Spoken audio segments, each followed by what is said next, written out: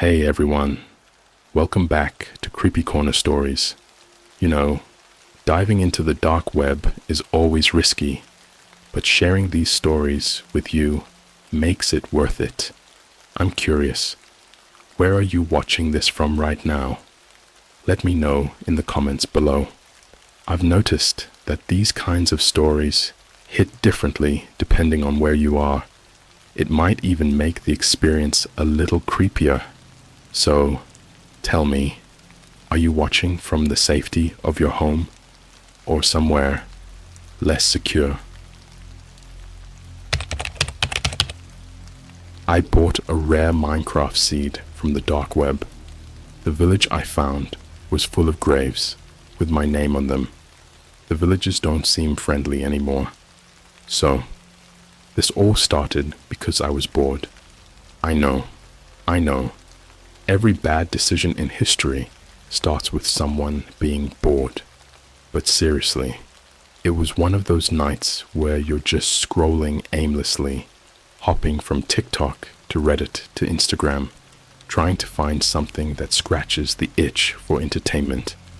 And somewhere in the rabbit hole, I stumbled on a Reddit thread that was about weird stuff you can find on the dark web. Now, I don't mess with the dark web. Like, I've seen enough YouTube animated horror stories to know better. But the thread had a lot of comments, and my curiosity got the better of me. One comment mentioned a guy who sold exclusive Minecraft seeds. I'm talking about the really rare custom-coded ones, the kind where you find insane structures or cursed villages that no one's supposed to see. Apparently, these seeds are handcrafted by hackers or sometimes pulled from old, glitched-out code from earlier versions of the game. The comments said these seeds were guaranteed to make your game different. And by different, I mean creepy as hell. Now, I've been a Minecraft nerd since middle school. I don't play as much now, but when I do, I can lose hours just exploring. So, I figured, why not? I mean, worst case scenario, I waste a little Bitcoin, right? I still had some left over from a phase when I thought I'd become a crypto millionaire. Spoiler, I didn't. I ended up digging deeper into this. I don't want to get too specific because, this isn't a tutorial on how to mess with the dark web, but I downloaded Tor, followed some guides, and within about an hour, I found myself on this sketchy website. The page was simple, just a black screen with glowing green text that looked straight out of an early 2000s hacker movie.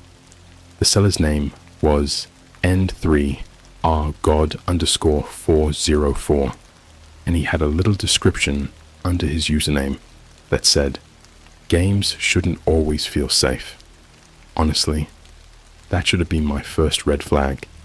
He was selling a Minecraft seed for 0.005 Bitcoin, like about $140. That's stupid expensive for something you can normally get for free. But I don't know. The way the site was set up, the mystery of it, the warnings in the reviews. Yeah, there were reviews. It all made it feel legit. People were posting screenshots of terrifying stuff they'd found in their games.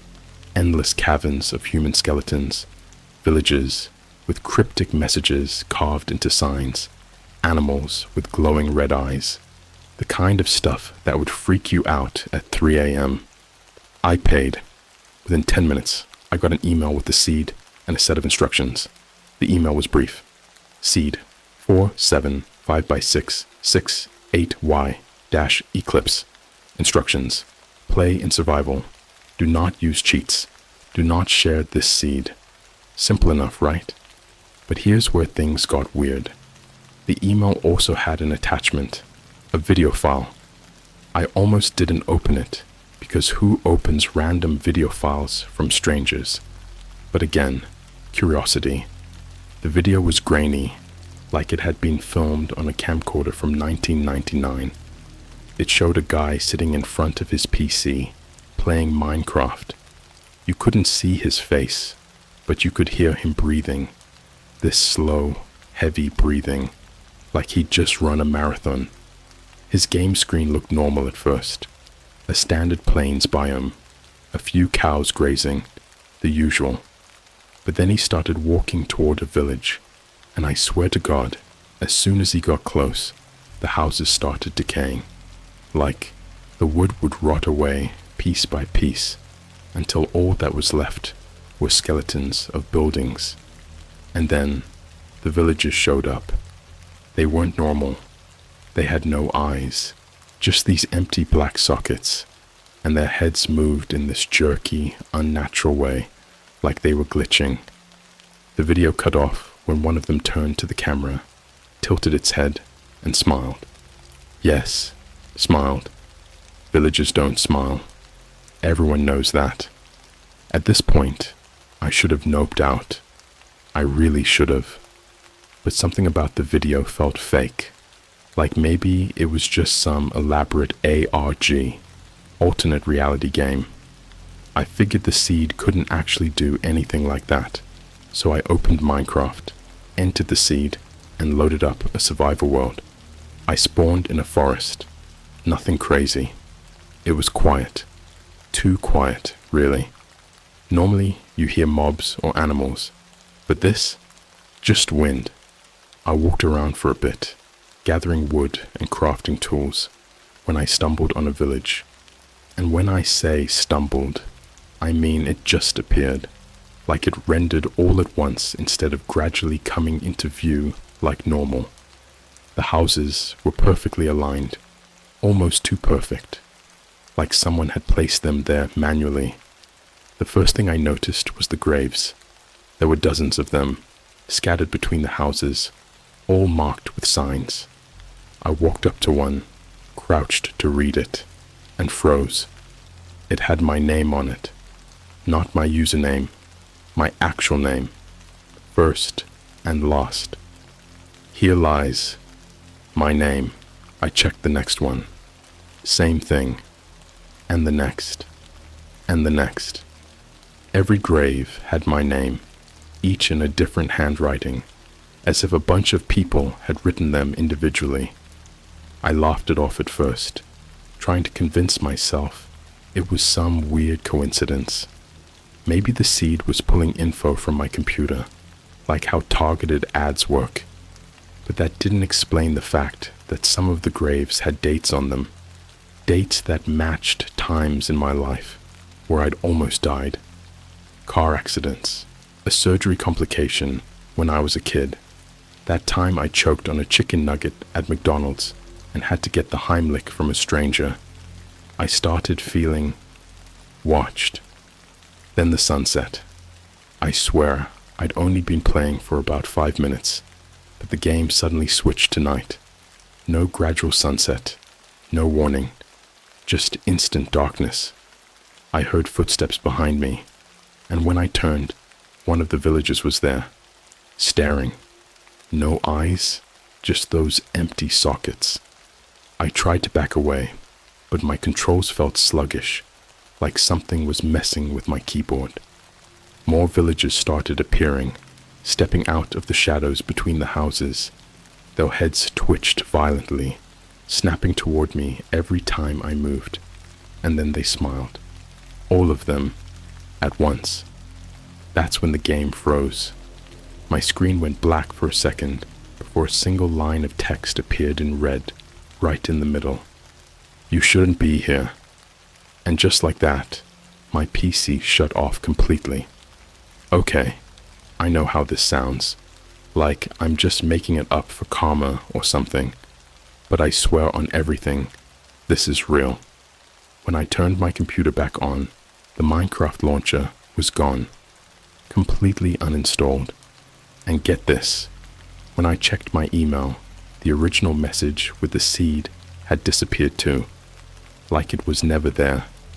I haven't tried to reinstall Minecraft yet. Honestly, I'm kind of scared too. But here's the thing that's keeping me up at night. This morning, when I went to grab coffee, there was an envelope on my doorstep. No stamp, no address. Just a blank white envelope with something heavy inside. I opened it. It was a USB drive. There was a sticky note attached to it. 3 words, scrawled in shaky handwriting. Play it again. So, yeah, I plugged the USB drive into my laptop. I know. It's like yelling at the dumb character in a horror movie who hears a noise in the basement and decides to check it out. But when you're in that moment, when the fear is twisting your stomach, but your curiosity is whispering, just one more step, you don't think logically, you just do it. And I did. I made sure I wasn't on my main PC this time. I grabbed my old laptop, the one I used for college, and booted it up.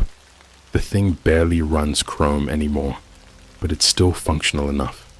I figured if the USB had some kind of virus or ransomware, I'd only be sacrificing a computer I didn't care about. Small comfort, I know. The USB had one file on it. seed.x. That's it. No folders, no hidden files, nothing else. My hands were shaking so badly that I had to type out "run antivirus on USB" in Google twice because I kept messing it up. But when I scanned the file, it came back clean. No malware detected. I clicked it. The screen went black for a moment, and then a familiar pixelated menu popped up. Minecraft. Except it wasn't the official launcher. The logo was slightly off, just enough to feel wrong. The font was too bold, and the colors were muted, like they'd been left out in the sun too long. Below the logo, there was a single button, play. There was no settings menu, no option to quit, nothing, just play. When I clicked it, the game loaded instantly. No Mojang logo, no loading screen, just me, standing in the middle of that same village I'd found before. The graves were still there, and so were the villagers. But something had changed. They weren't smiling anymore. Their heads were still twitching, but now they were all staring in one direction, at the largest house in the village. It was a house I hadn't noticed before, probably because it didn't fit the usual Minecraft aesthetic. This one was built with dark oak planks and warped netherwood, like something out of a gothic horror movie. And the door? It was already open. I didn't want to go in, but the game wouldn't let me move in any other direction. No matter which key I pressed, my character would turn back to face the house, like something was pulling me toward it. My hands were sweating so much, I could barely grip the mouse. When I walked inside, the game's ambient sound, the wind, the distant mob noises, cut out completely. Silence. The kind that makes your ears ring. The inside of the house was almost empty. No furniture, no torches, just a staircase spiraling down into the ground. The screen flashed for a split second, like the game was glitching. And then I saw it. A single frame of something horrifying, burned into my mind even now. It was a close-up of a villager's face, but it wasn't blocky anymore. It was hyper-realistic, like one of those AI-generated nightmare images. Its skin was cracked and pale, with veins bulging underneath. Its mouth was stretched unnaturally wide, jagged teeth lining its gums, and its eyes, its empty, black eyes. They blinked. The frame disappeared as quickly as it came, but I swear I could still hear its breathing, deep, wet gasps echoing in my headphones. The stairs led to a tunnel. It was narrow, just wide enough for one block, and stretched endlessly into the darkness. The walls weren't made of stone or dirt, though. They looked organic, like flesh. Veins pulsed faintly under the surface, and I could hear this sickening, squelching sound every time I took a step. The deeper I went, the more I started to notice things carved into the walls. Words. Names. Dates. Some of the names were familiar. Old friends from high school. My neighbors. My co-workers. All of them etched into the walls like gravestones. And then I saw my own name over and over again. But it wasn't just written. It was scratched into the surface, like someone had dragged a blade through the flesh to spell it out.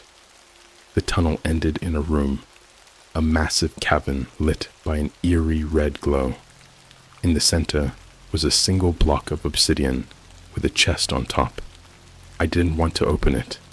Every instinct in my body screamed to turn back, to quit the game and smash the USB into a million pieces. But my character moved forward on its own. The chest opened with a soft creak. Inside was a book and quill. I clicked it, and the text appeared on the screen. You were warned. They're coming. It's not just a game. Before I could close the book, my screen started glitching again. The camera panned around on its own, and I saw the villagers standing at the entrance to the cavern. They weren't smiling. They weren't moving. They were just staring, their heads twitching faster now, like they were seizing.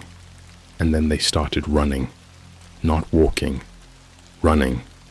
Their movements weren't blocky or stiff anymore.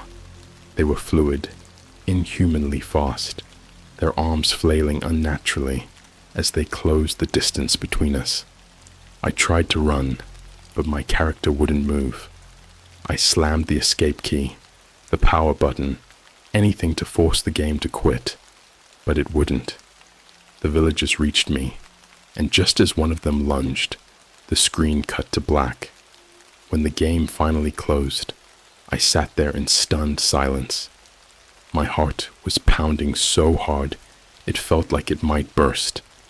But before I could process what had just happened, my phone buzzed. It was a text from an unknown number. The message was short. Look outside. I froze. My apartment is on the second floor, and my window faces the street. I didn't want to look, but something made me pull back the curtain. There was someone standing there. Not a villager. A person. They were wearing a hoodie pulled low over their face, but I could tell they were staring directly at me. They didn't move, didn't wave, just stood there. I dropped the curtain and backed away, trying to convince myself it was just a prank, maybe some random guy who happened to be outside. But then my phone buzzed again. Another text. You shouldn't have opened it. I didn't sleep that night. Every time I closed my eyes, I saw those names scratched into the walls of that tunnel. My name, my friends' names. And then there's the USB. It's still sitting on my desk, and I can't bring myself to destroy it. Part of me feels like it's watching me, waiting. I should have thrown the laptop out the window. I should have smashed that USB drive into dust, burned it, buried it. Anything but what I actually did. I opened the folder. It wasn't immediate. I stared at it for a long time, my stomach in knots, my hands shaking. The folder just sat there, mocking me, daring me to see what was inside. I kept telling myself, don't do it, just walk away. But every time I tried to close the laptop, something in the back of my mind whispered, you need to know. So I double-clicked it. Inside were 3 files. watchme.mp4, coordinates.txt, and readme.docx. I started with the video file, because of course I did. Curiosity is a terrible thing. The moment I clicked it, my speakers hissed with static, loud enough to make me flinch. Then the screen lit up, and I immediately regretted pressing play. It was a recording of someone walking through my apartment building, not a blocky Minecraft version, my actual apartment building. I could see the faded red carpet in the hallways, the peeling paint on the walls, the flickering light bulb near the stairwell. Everything exactly as it was in real life. The person filming didn't say anything. They just walked, their footsteps muffled, the camera swaying slightly as they made their way to my door. They stopped there. For a long, agonizing moment, the screen showed nothing but my apartment number, 2B. Then, slowly, the camera tilted down, and I saw something that made my blood run cold. They were holding a knife. The video cut to black after that, but the static didn't stop. It hissed in my ears, growing louder, almost deafening, until I slammed the laptop shut. Even then, I swore I could still hear it, faint and distorted, like it was burrowing into my skull. The second file was coordinates.txt. I didn't want to open it, but something about it felt important, like it was trying to tell me something. When I clicked it, all that came up was a single line of text. 40.7128 degrees north, 74.0060 degrees west, New York City. At first, I thought maybe it was just random, but then I noticed something. In the corner of the text file, there was a timestamp, today's date, and the exact time I'd opened the file. That's when it hit me. This wasn't random. This was a destination, a place I was supposed to go. But why? And how did they expect me to get there when I was too terrified to even leave my apartment? The third file was readme.docx. It was short, just a few sentences, but those sentences made my skin crawl. This is your final warning. The game is not over. You are being watched. If you do not follow the rules, we will come for you. Check your closet. I froze. Every muscle in my body locked up as those last 3 words echoed in my mind. Check your closet. My eyes darted to the closet door at the far end of the room. It was closed, just like it always was. I didn't move. I couldn't. My heart was pounding so hard I thought it might explode. Then I heard it. A soft tap, tap, tap coming from inside. I wanted to run. Every instinct screamed at me to get out of there, to grab my keys and bolt, but I couldn't leave. What if someone was really in there? What if they followed me? What if this wasn't just some sick game? Slowly, I grabbed the heaviest thing I could find, an old metal baseball bat I kept under my bed, and crept toward the closet. My breath was coming in short, shallow gasps, and my vision blurred with tears. The tapping stopped as soon as I reached the door. For a moment, everything was silent. Then, with shaking hands, I yanked the door open. Nothing. It was empty. Just a pile of clothes and a few boxes stacked in the corner. I let out a shaky laugh, relief washing over me. Maybe I was losing it. Maybe this was all some elaborate prank, and I was just falling for it. And then I saw it. At the very back of the closet, scratched into the drywall, were words. 6 simple words, written in jagged, uneven letters. You're running out of time. I slammed the door shut and backed away, my chest heaving. I didn't know what to do. Every part of me wanted to destroy that laptop, but some sick part of my brain kept whispering, what if this is important? What if it's telling you something you need to know? I didn't sleep that night. I sat on the couch with every light in the apartment turned on, the baseball bat clutched in my hands. Around 3 a.m., my phone buzzed again. Another text from the same unknown number. You haven't finished. My throat tightened as I stared at the message. My hands trembled as I typed back, "What do you want?" The response came almost immediately. "Play the game." Against every shred of logic, I opened the laptop again.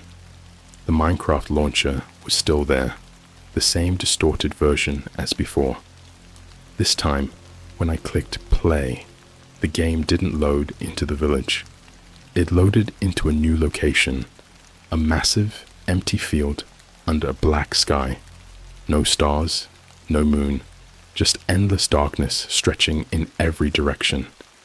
In the distance, I could see something glowing faintly, a small campfire surrounded by figures. As I walked closer, I realized they weren't villagers. They were people. Blocky, yes, but distinctly human. Their skins were pale, their clothes tattered, and their heads hung low as if they were asleep or dead. One of them turned to look at me. Its face was blank. No eyes, no mouth. Just smooth, featureless skin. And then, in the chat, a single message appeared. "We are waiting for you." I don't know how long I played. Time seemed to lose all meaning. The figures at the campfire didn't move, didn't speak, but their presence was suffocating. And every time I tried to leave the area, my character would glitch back to the center of the field, no matter how far I ran. Eventually, I stopped moving. I just stood there, staring at the figures, waiting for something, anything, to happen. That's when the game froze again, and another message popped up. "Look behind you." I felt my heart stop. Not my character's perspective. Me. The message was for me. I sat there paralyzed, my eyes darting to the edges of the screen, the shadows in my room, the reflection in my laptop screen. I didn't see anything, but I could feel it. Something was there, watching. The screen went black again, and a new video started playing. It wasn't in the game anymore. It was another recording, but this time, it wasn't my apartment building. It was my room, my exact room, filmed from the corner near the closet. I could see myself in the video, sitting on the couch, clutching the bat, staring at my phone. The timestamp in the corner was from earlier that night. The video zoomed in on me, closer and closer, until it stopped right at the back of my head. And then, in the video, I saw it, a shadow moving behind me. The screen went black again, and my laptop shut off. I'm not sure how much longer I can do this. I don't know who's doing this, or why, but I can feel it getting worse. They're not just in the game anymore. They're here, and I don't think I'm alone. Not anymore. The footsteps didn't stop. Slow, heavy, deliberate. Every step echoed down the hallway, outside my apartment like a countdown. Whoever or whatever was out there, they weren't in a hurry. They wanted me to hear them. I sat frozen on the couch, my grip on the baseball bat so tight, my knuckles were white. My phone was in my lap, but I didn't call the cops. I don't know why. Maybe because deep down, I didn't think they could help. What was I supposed to say? "Hi, 911. There's someone messing with my Minecraft game and possibly trying to kill me." Yeah. No. The footsteps stopped outside my door. Then, 3 slow knocks. Knock. Knock. Knock. I didn't move. I didn't even breathe. My eyes were glued to the door, waiting for the handle to turn, for it to burst open. But nothing happened. Just silence. And then my phone buzzed. Another text from the unknown number. "Answer the door." Nope. Absolutely not. I wasn't about to let some psycho waltz into my apartment. But before I could even think about responding, the buzzing started again. This time, it wasn't my phone. It was the intercom, the one by the front door of the building. Someone was pressing the call button over and over, a constant, grating bzzz that made my ears ring. I stood up, heart racing, and walked toward the intercom on shaky legs. I don't even know why I did it. Maybe I thought if I answered, they'd stop. Maybe I just wanted to know who was doing this. I pressed the button. "Who is it?" My voice sounded small, pathetic, like I was a little kid scared of the dark. The static crackled for a second, and then a voice came through. It was distorted, low and guttural, like it had been run through a broken speaker. "You should have listened." I slammed the intercom button and backed away, my pulse hammering in my ears. The buzzing stopped, but I didn't feel any relief. I turned to look at my front door again, and that's when I heard it, scratching. It was faint at first, like nails dragging across wood, but it wasn't coming from the hallway. It was coming from inside the walls. I don't know if you've ever felt truly trapped before, but it's not like the movies. There's no dramatic music, no sudden burst of adrenaline to save the day. It's just this crushing sense of dread, like the air has been sucked out of the room and your body weighs 1,000 pounds. That's how I felt as the scratching grew louder, moving across the walls like something was crawling inside them.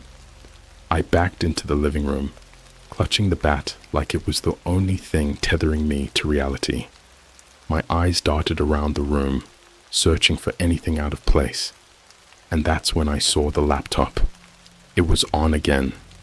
I know I shut it down. I know I did. But there it was, sitting on the coffee table, the screen glowing faintly. The Minecraft launcher was open, and a single message was written in the chat window. "Let us in." Nope. Nope. Nope. Nope.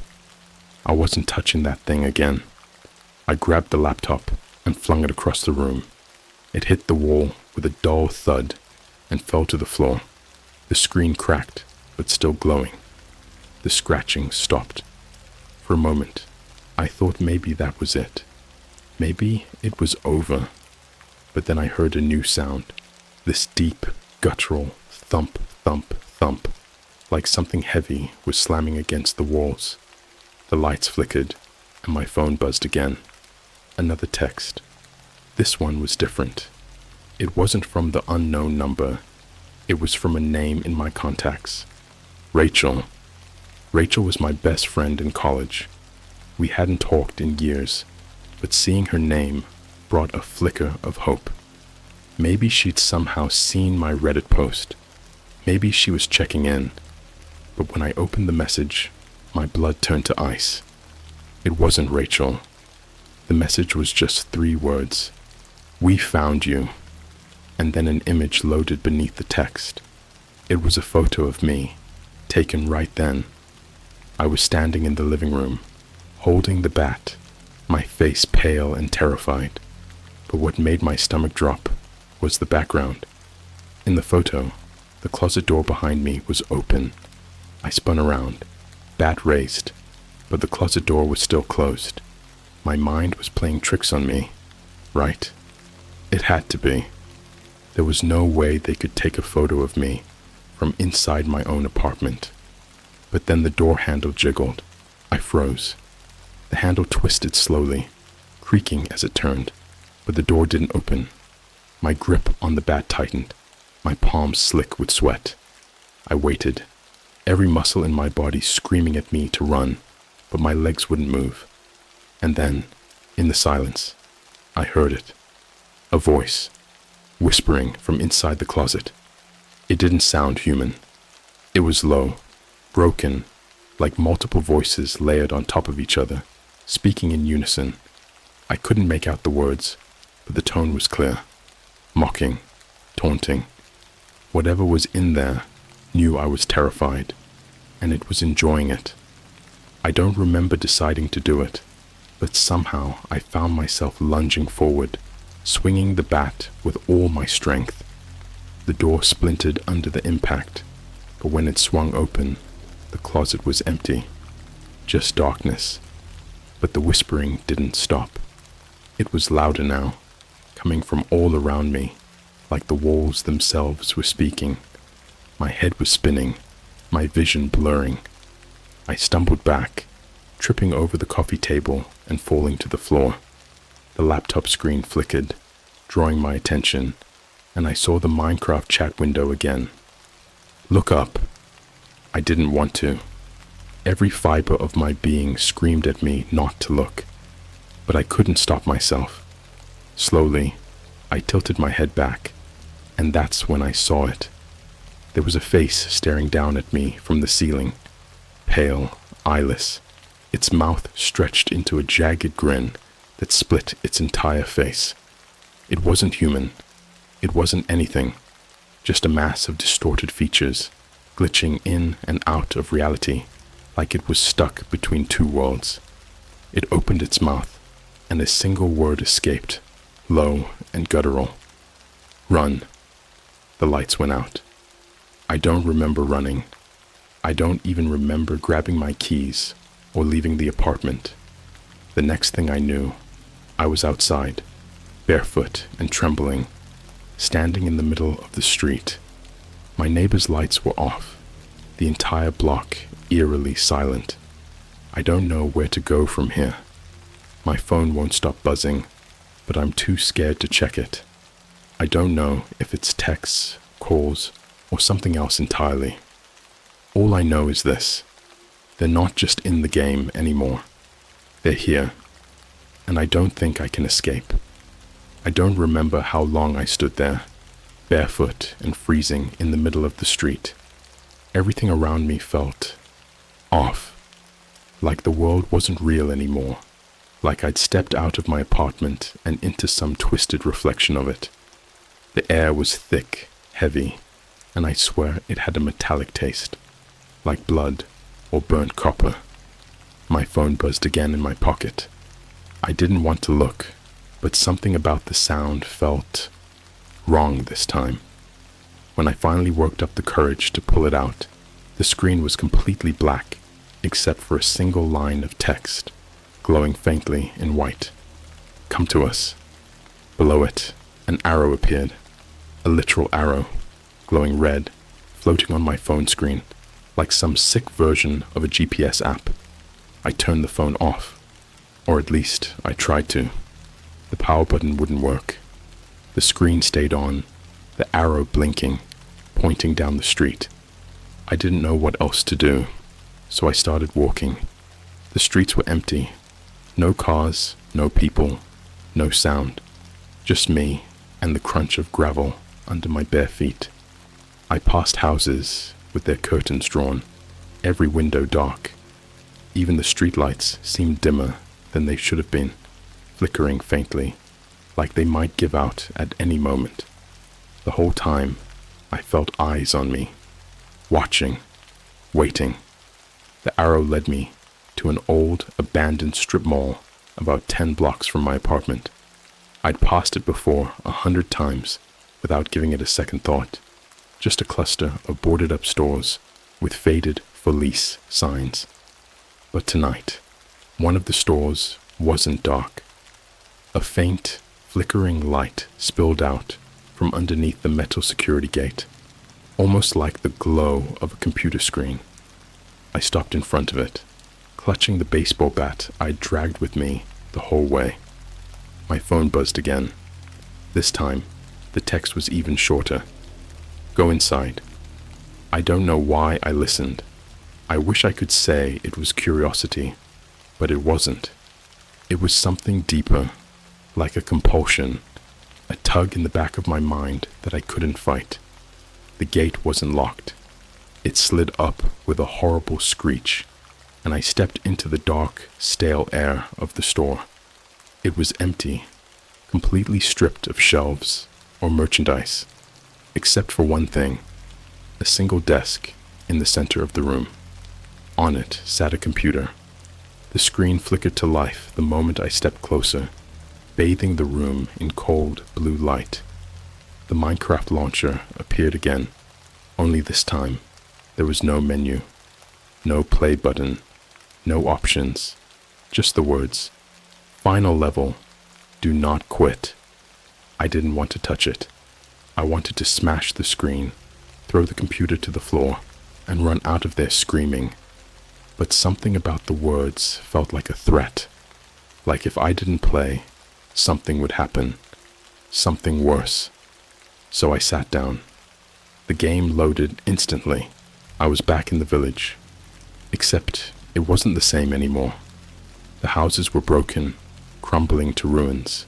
The graves were dug up, the dirt scattered, and the signs were all blank. The villagers were gone, all of them, but the silence. The silence was suffocating. I tried moving, but my character wouldn't respond. Then, on its own, it started walking toward the church in the center of the village. The doors creaked open, and the screen began to glitch. Static crackled in my headphones, and the sky above the village turned black.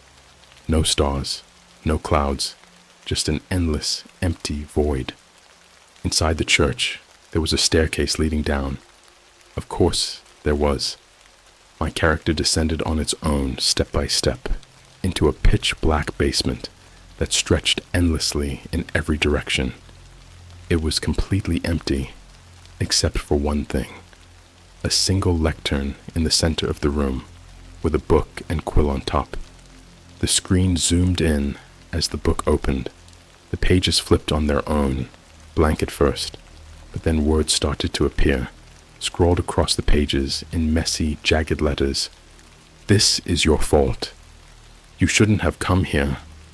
We warned you." The final page had just one line. "Now you belong to us." The book slammed shut, and my character turned around. Standing there, in the darkness, was a figure. It wasn't a villager. It wasn't even human.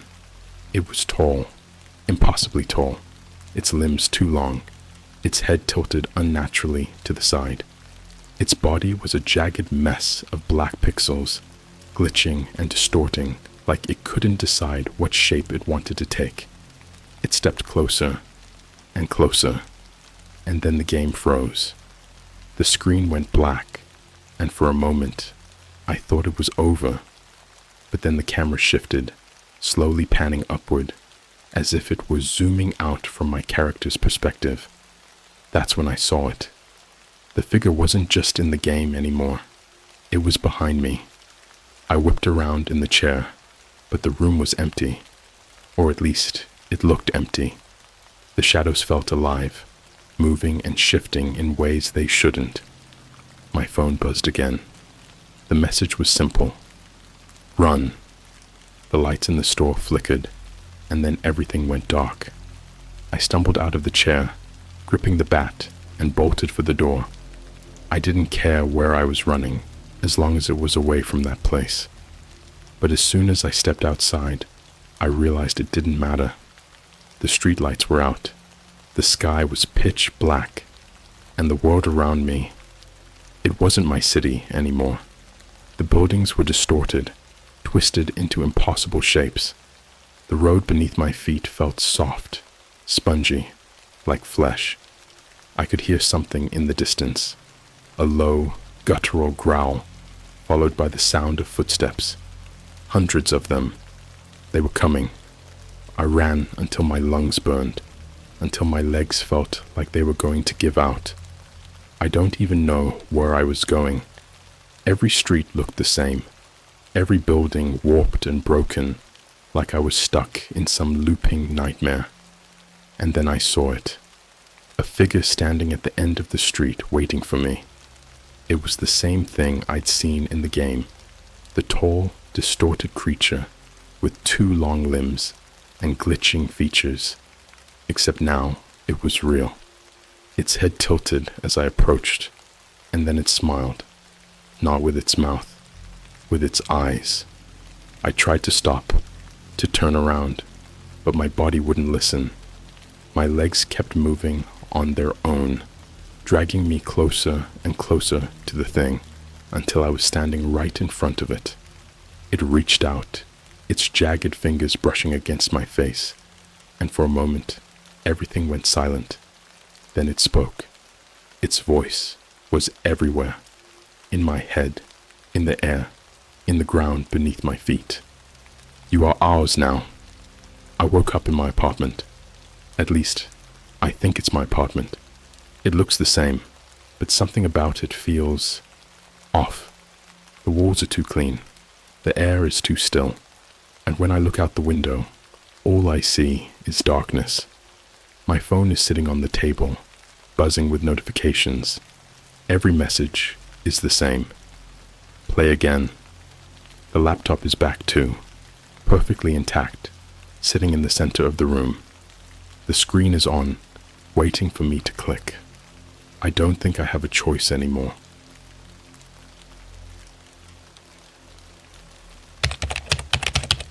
I found a hidden NASA document on the dark web detailing a missing lunar mission.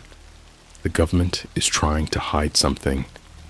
Hey, so this is going to sound insane, like one of those conspiracy theories your cousin brings up at family reunions and everyone tries to change the subject. But I promise you, this isn't one of those tinfoil hat things. This really happened, and the more I think about it, the more I feel like I've made a huge mistake.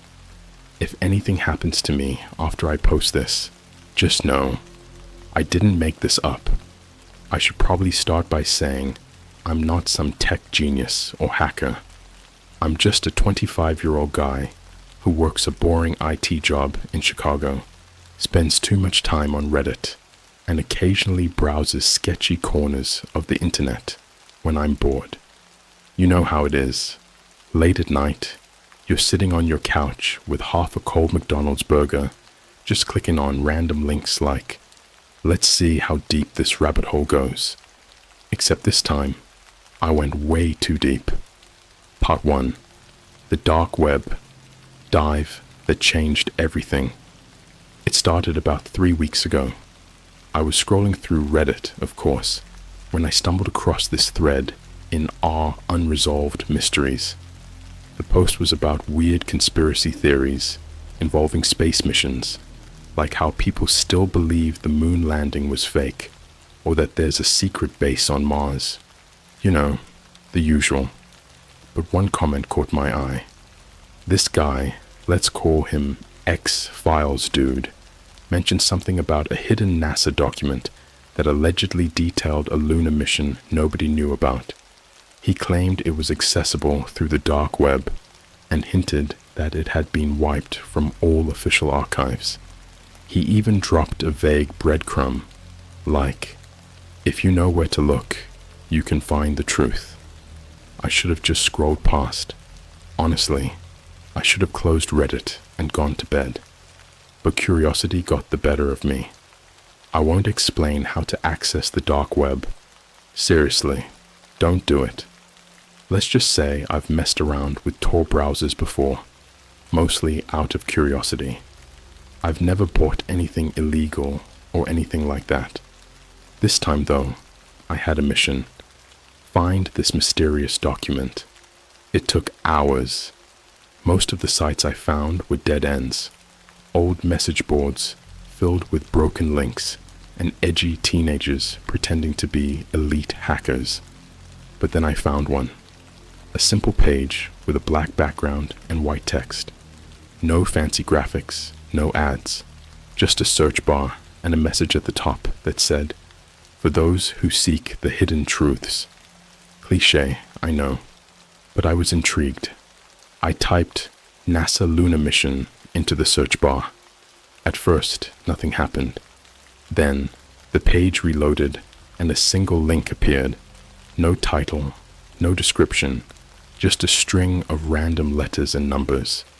I hesitated. My hands were sweating, and I almost closed the browser, but something about it felt important, like I'd stumbled onto something I wasn't supposed to see. So I clicked. The page that loaded was weird. It looked like an old government database.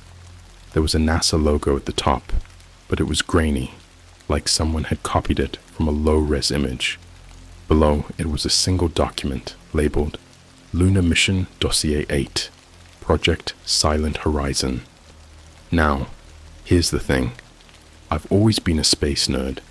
I can name all the Apollo missions in order, and I've even got one of those overpriced Lego Saturn V sets. But I'd never heard of Project Silent Horizon. It wasn't in any documentaries or books. Nothing. I downloaded the document before I could second guess myself. It was a massive PDF, over 300 pages long. My heart was pounding as I opened it.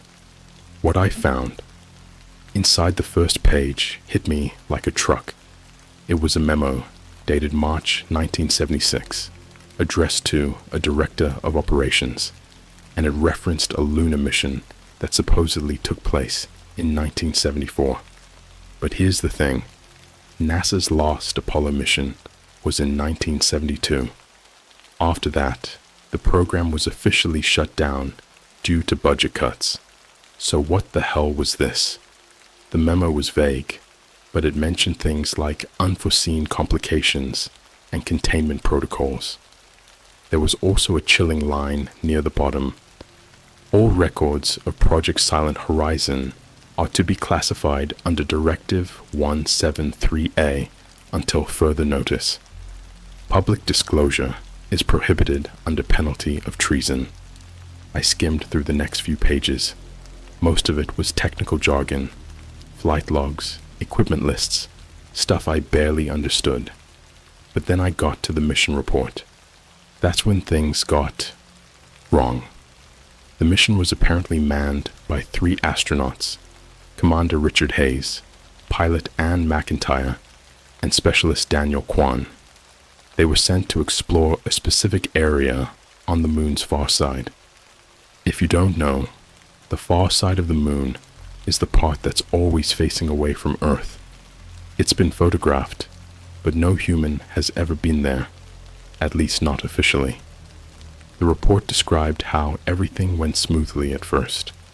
They landed without issues and began their exploration, but about 48 hours into the mission, they started experiencing anomalies.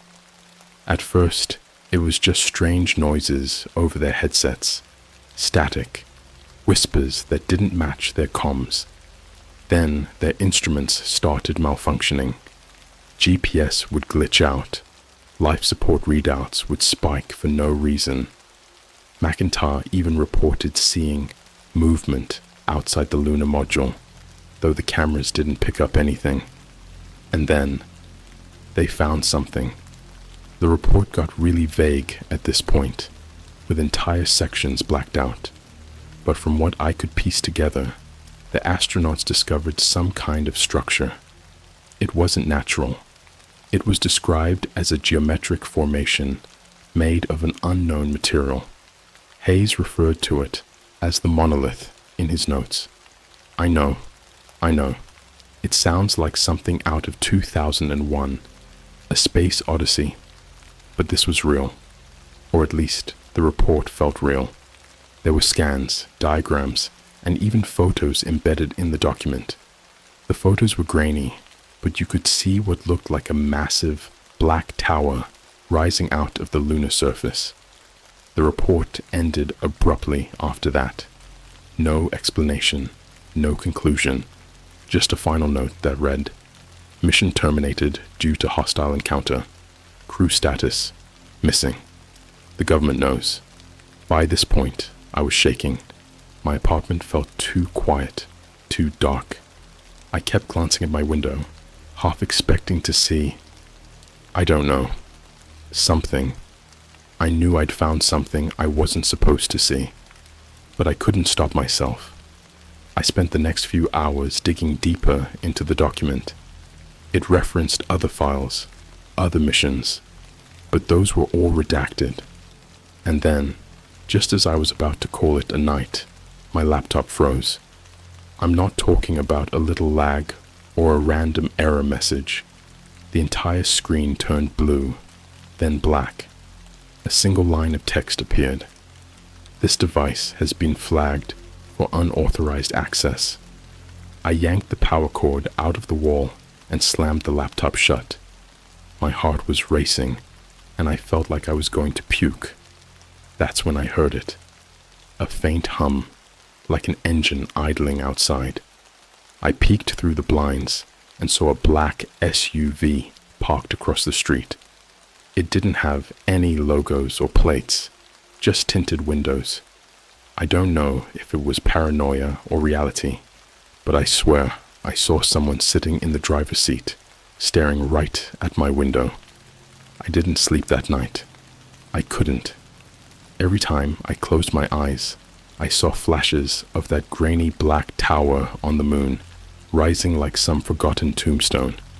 I kept replaying that final line from the report. Hostile encounter. Crew missing. My brain was going 1,000,000 miles an hour, trying to piece it all together, but none of it made sense. And then there was the black SUV. It stayed parked across the street for hours. I'd glance out the window every 10 minutes, trying to convince myself it was just some neighbor's car, or maybe a random coincidence. But it wasn't. The engine was running the entire time, and there was no way I was imagining the faint glow of a figure sitting behind the wheel. By 3 a.m., my paranoia was at full blast. I kept all the lights off and sat in the corner of my living room, gripping a baseball bat I hadn't touched since high school. My laptop was still sitting on the coffee table, unplugged, like some cursed object. At 4:15 a.m., the SUV finally moved. It didn't speed off or anything dramatic like that. It just rolled down the street and disappeared into the darkness. For a moment, I felt a flicker of relief, like maybe the whole thing had been in my head. But that was short-lived, because 10 minutes later, there was a knock at my door. It wasn't loud, more like a soft tap, tap, tap. But in the dead silence of my apartment, it sounded like a gunshot. I froze. My first thought was that it was a neighbor, maybe someone locked out of their apartment, or needing to borrow a charger or something. But who the hell comes knocking at 4:30 in the morning? The knocking came again. Tap, tap, tap. "Hello?" a voice called. It was calm, polite, but there was something off about it. Too measured, like someone imitating how humans talk, but not quite nailing it. "Mr. Parker, we just want to ask you a few questions." My heart dropped into my stomach. How the hell did they know my name? I hadn't given my real info on any of the sites I visited that night. I hadn't even logged into anything. My paranoia had me second-guessing every move I'd ever made online. Had I been tracked? I didn't respond. I just sat there, gripping the bat so hard my knuckles turned white. "Mr. Parker," the voice repeated, still eerily calm. "We know you're in there. We're not here to hurt you. We just need to talk about what you accessed earlier this evening."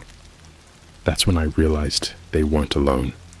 I could hear faint whispers, more voices, at least 2 or 3, but they weren't speaking English. It sounded like, I don't even know, maybe Russian, or something more guttural, more alien. I stayed completely still, barely breathing. After what felt like an eternity, the knocking stopped. But I didn't relax. I just sat there, waiting, until I heard the faintest sound of footsteps retreating down the hallway.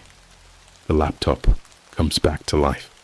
When the sun finally came up, I realized I couldn't stay in my apartment. It wasn't safe anymore, not if they knew where I lived. But before I left, I needed to do something. Check my laptop one more time. I know. Dumb move, right? But something about that document felt unfinished, like there was more I needed to see. I thought if I could just find out why they were so desperate to hide this, it might help me figure out my next move. I plugged the laptop back in and powered it up. For a second, everything seemed normal. The desktop loaded, no error messages, no black screens. I started to think maybe the whole flagged for unauthorized access thing had been a bluff to scare me. Then my screen glitched. It wasn't like a typical crash. The screen flickered and random images started flashing, too fast for me to make out. I caught glimpses of strange symbols, Circles, triangles, weird runes that didn't look like any language I'd ever seen. Then came the photos. At first, they were grainy shots of the moon, close-ups of the lunar surface, that black monolith, and what looked like human footprints leading into something. A crater, a doorway. It was impossible to tell. But then the images changed. I wish I could unsee them. I really do. The first one showed the inside of what I can only describe as a chamber. The walls were metallic, covered in more of those strange runes. But the floor was stained. Dark stains, like dried blood, in long streaks that led toward a gaping hole in the center of the room. The next photo was worse. It was a close-up of a human face, or at least what was left of it. The skin was pale and mottled, like it had been frozen, but the eyes were missing, just hollow sockets staring straight at the camera.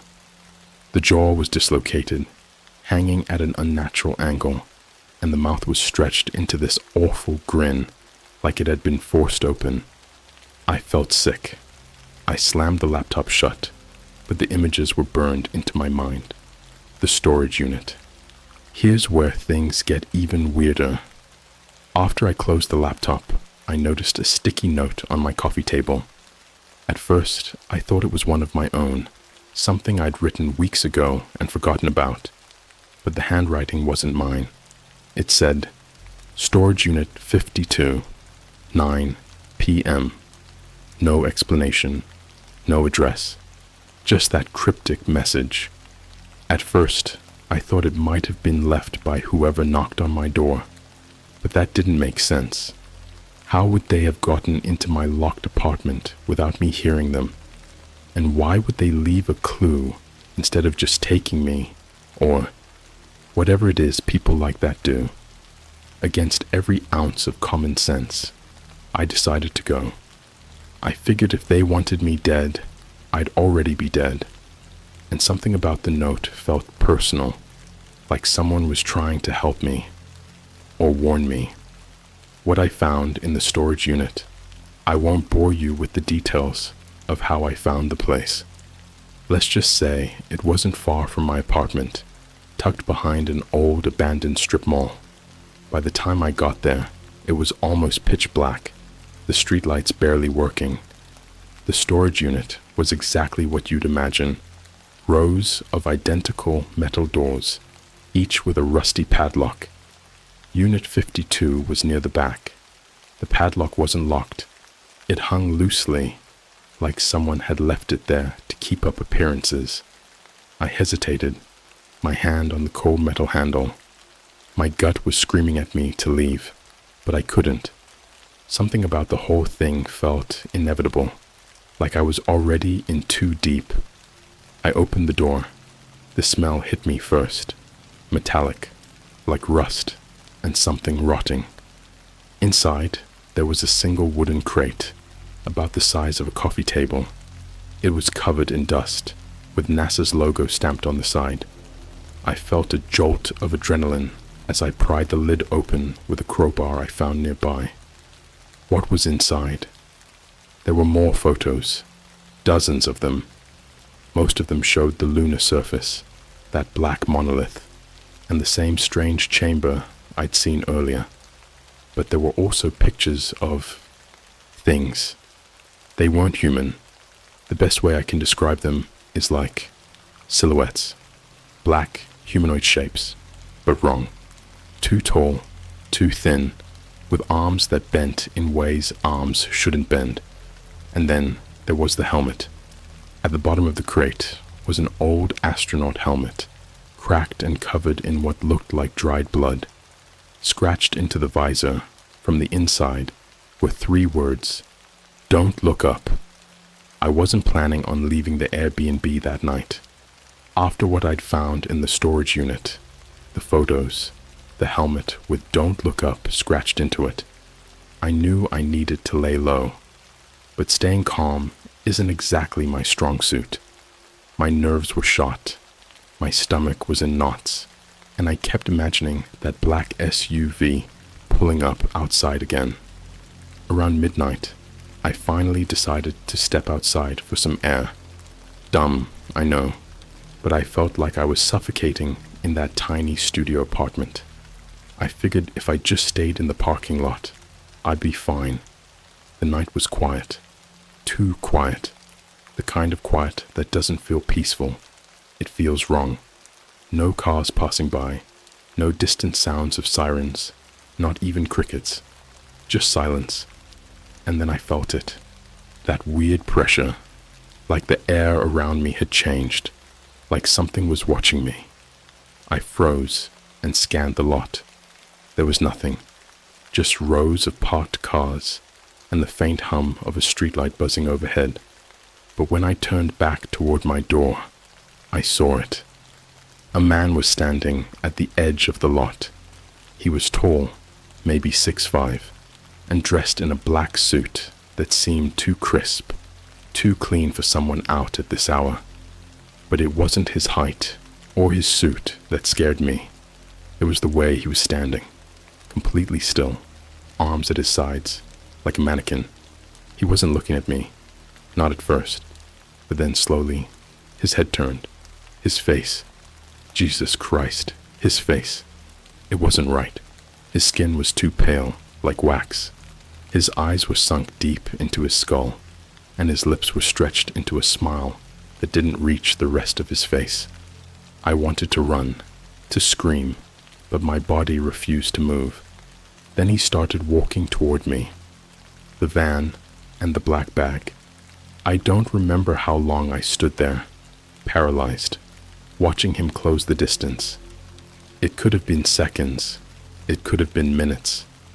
All I know is that by the time I snapped out of it and started to turn toward my door, it was too late. Something hit me from behind, a sharp, blinding pain at the base of my skull, and I crumpled to the ground. My vision blurred, and I felt hands, rough, gloved hands, grabbing me, lifting me. I tried to scream, but something was shoved over my head. A bag. The world went dark. I could hear muffled voices around me, low and guttural, but I couldn't make out the words. My arms were yanked behind my back, and I felt the cold bite of zip ties cutting into my wrists. The next thing I knew, I was being dragged. My feet scraped against the pavement as they hauled me across the lot, and then I heard the creak of a van door sliding open. They threw me inside like a sack of garbage. I landed hard on my side, my shoulder slamming into the metal floor. The door slammed shut, and the van lurched forward. I had no idea where they were taking me, but I knew one thing for sure.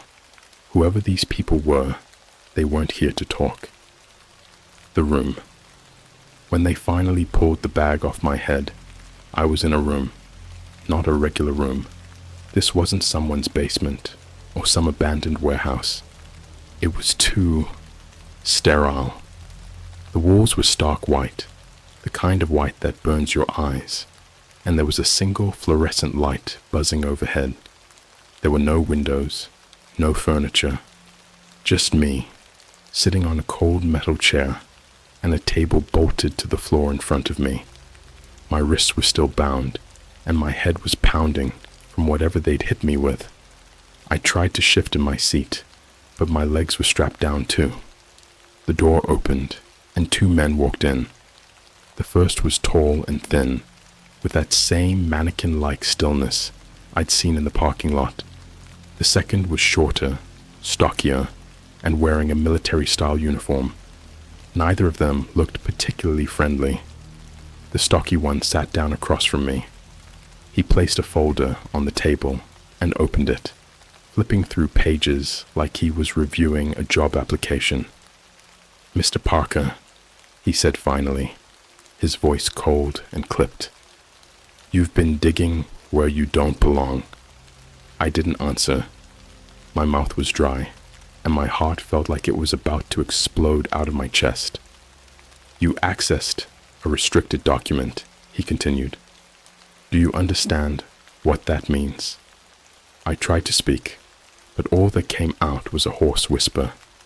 I didn't mean to. Didn't mean to? He interrupted, his tone sharp.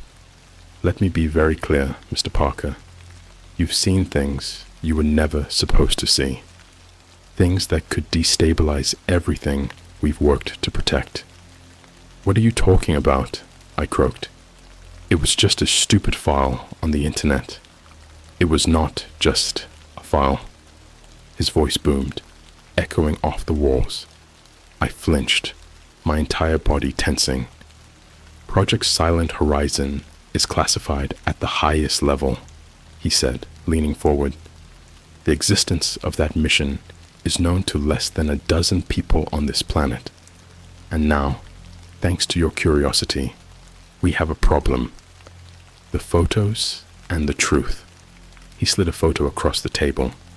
It was the same black monolith I'd seen in the document, but this photo was sharper, more detailed. The surface of the structure wasn't smooth, like I'd thought. It was covered in tiny, intricate carvings. Symbols. Do you know what this is? He asked.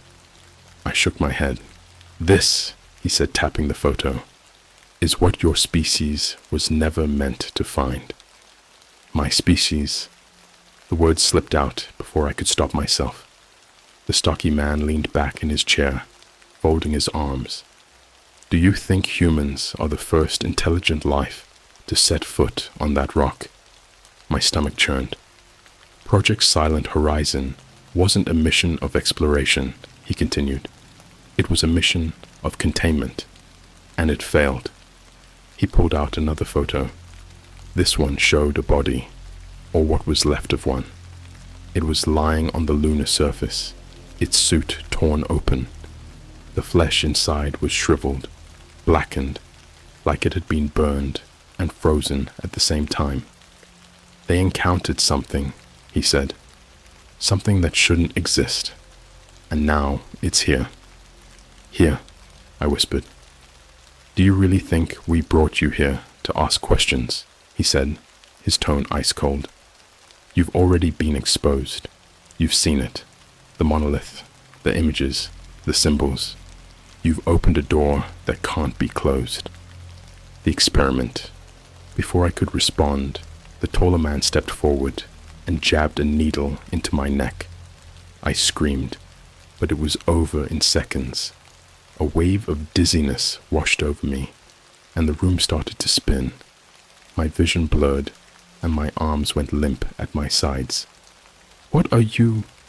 We need to know what you saw, the stocky man said, his voice distant, like he was speaking through water. And more importantly, what it showed you. I blacked out. When I came to, I was strapped to a different chair. This one was surrounded by machines, monitors, wires, things I couldn't even begin to identify. My head was pounding, and my vision was still fuzzy, but I could make out the faint glow of symbols on the monitors, the same symbols I'd seen in the photos. Your mind has been compromised, the stocky man said, his voice echoing in the back of my skull. The monolith does more than just sit there, Mr. Parker. It speaks. It spreads. I felt something cold press against my temple. A device, metallic, with wires snaking out of it. And now, he said, we're going to find out how far it's gone. I don't remember what happened next. There were flashes, bright lights, strange sounds, and images I can't explain. A black void, a face with too many eyes, and the faint hum of something enormous moving in the darkness. When I woke up, I was lying in the parking lot of the Airbnb. My hands were free, and my phone was sitting next to me. There was only one message on the screen. This is your last warning. Stop digging. When I woke up in that parking lot, I thought it was over. I thought they'd given me their last warning, and as long as I kept my mouth shut and didn't dig any deeper, I'd be fine. I was wrong. Whatever they did to me in that room, Whatever that device was, whatever that needle injected into me, it changed me. And it wasn't just my mind. It started small. The next morning, I noticed the hum again. Faint, almost inaudible, like the sound a refrigerator makes when you're sitting in a quiet room.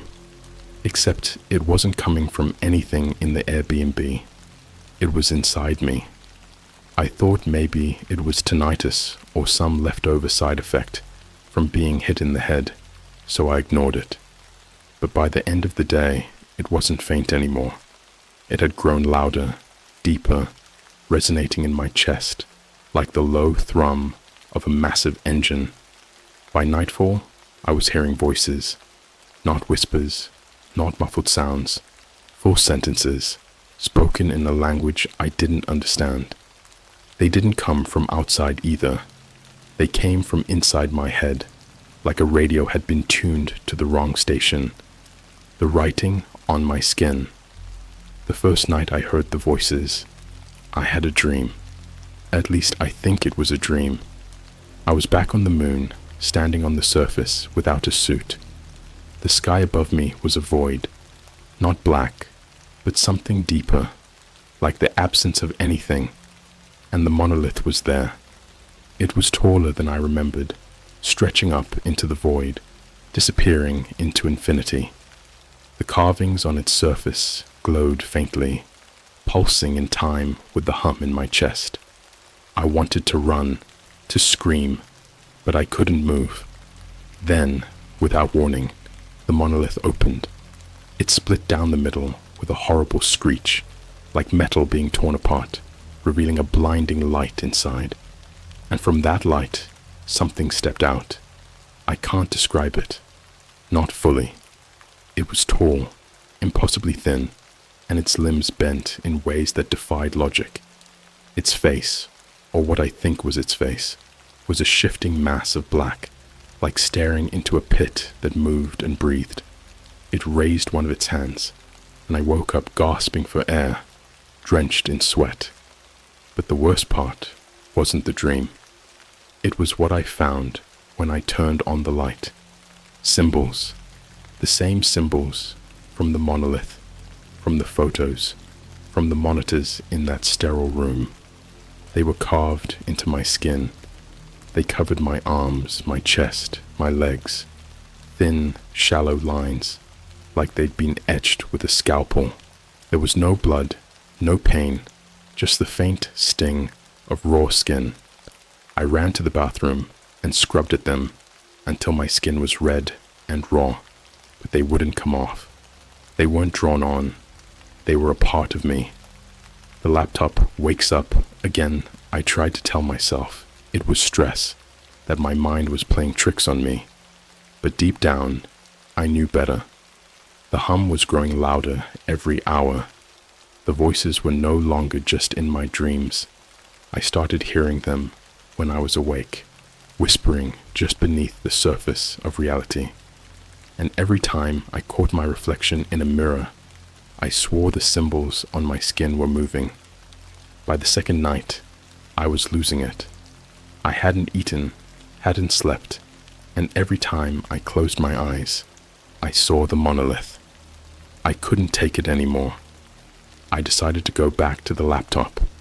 I'd shoved it under the bed after coming back to the Airbnb, hoping I could forget about it. But now it felt like my only option. Maybe there was something in the document, something I missed, something that could explain what was happening to me. When I opened the laptop, it turned on instantly, even though I'd unplugged it days ago. The desktop was gone. Instead, the screen displayed a single sentence in bold white text. "Welcome back, Mr. Parker." My heart sank. I didn't type anything, didn't touch the trackpad, but the screen started changing on its own. The file from the dark web opened, but it wasn't the same. Pages I hadn't seen before flashed across the screen. Diagrams, maps, grainy photos of the monolith from different angles. And then a video file appeared. It was labeled simply, "Mission Footage." The mission footage. I hesitated, my finger hovering over the trackpad. Part of me wanted to slam the laptop shut and toss it out the window. But the other part, the part that had gotten me into this mess in the first place, needed to know. I clicked the file. The video started with a date in the corner, March 14th, 1974. The shaky footage showed the interior of a lunar module. 3 astronauts sat strapped into their seats, their faces partially obscured by their helmets. The camera panned to a 4th figure, a man in a NASA uniform, but something was wrong with him. His face was pale and sweaty, and his eyes darted around like he was terrified.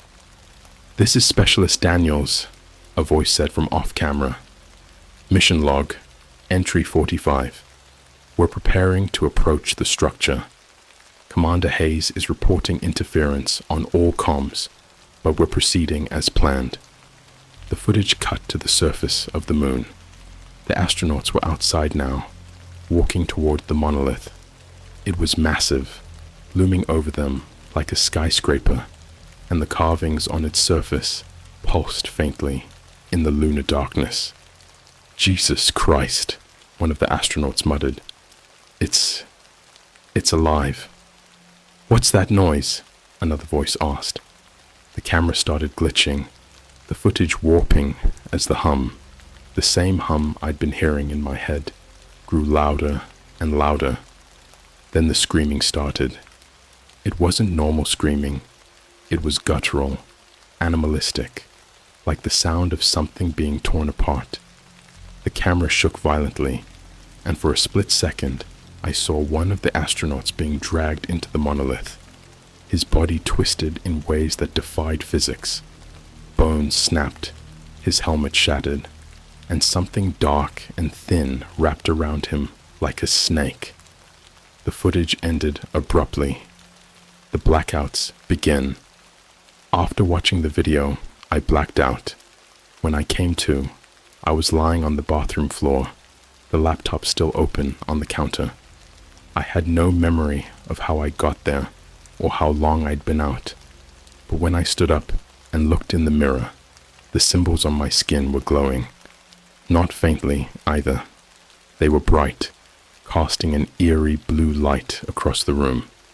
And as I stared at them, I realized they weren't just random carvings. They were instructions. I don't know how I knew that, but I did. The symbols weren't just shapes. They were telling me to do something. The return of the SUV.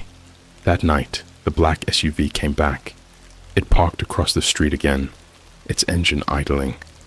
I knew they were watching me, waiting for me to do something. But this time, I wasn't afraid.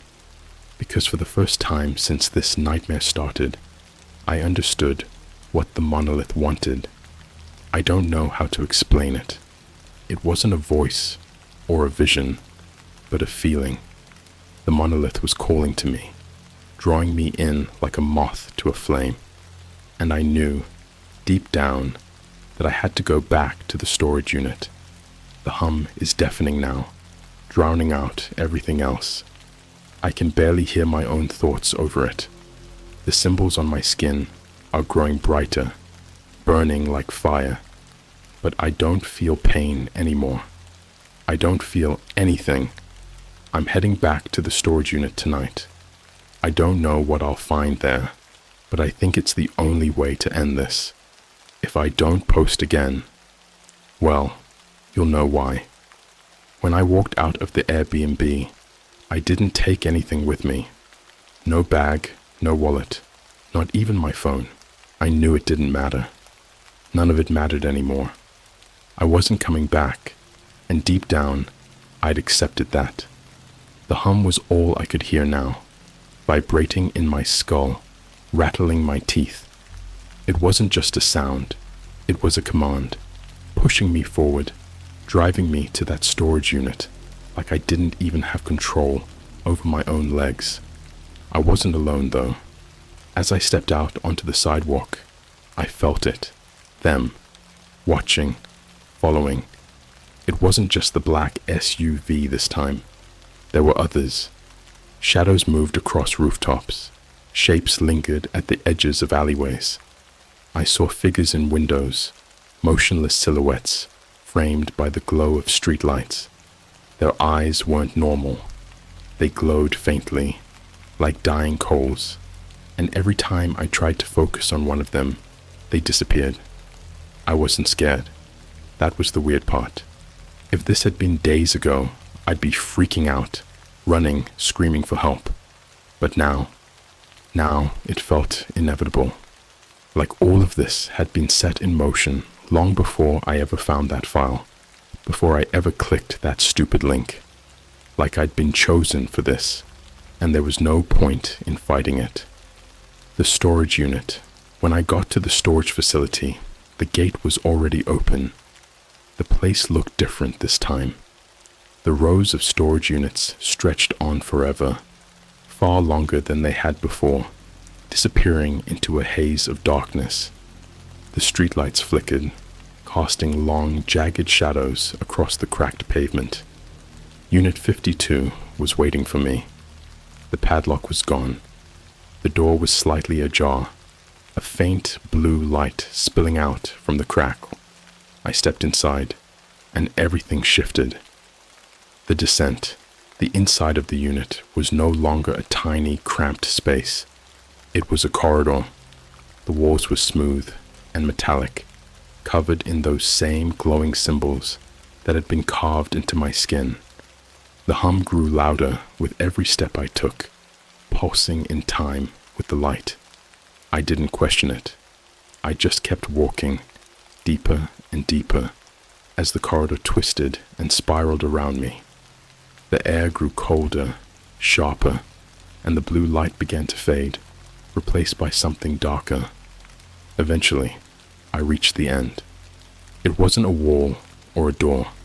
It was a hole. It stretched down into pure darkness, an endless void that seemed to swallow the light around it. The symbols on the walls pulsed faster now, like a heartbeat, and I felt something waiting down there. Something old, something alive. The others, I wasn't alone anymore. I don't know when they appeared, but when I turned around, I saw them. Dozens of them. They weren't human. Not anymore. Their bodies were thin and elongated, their limbs bending at unnatural angles. Their faces were blank, smooth, featureless masks that pulsed faintly with that same eerie blue light.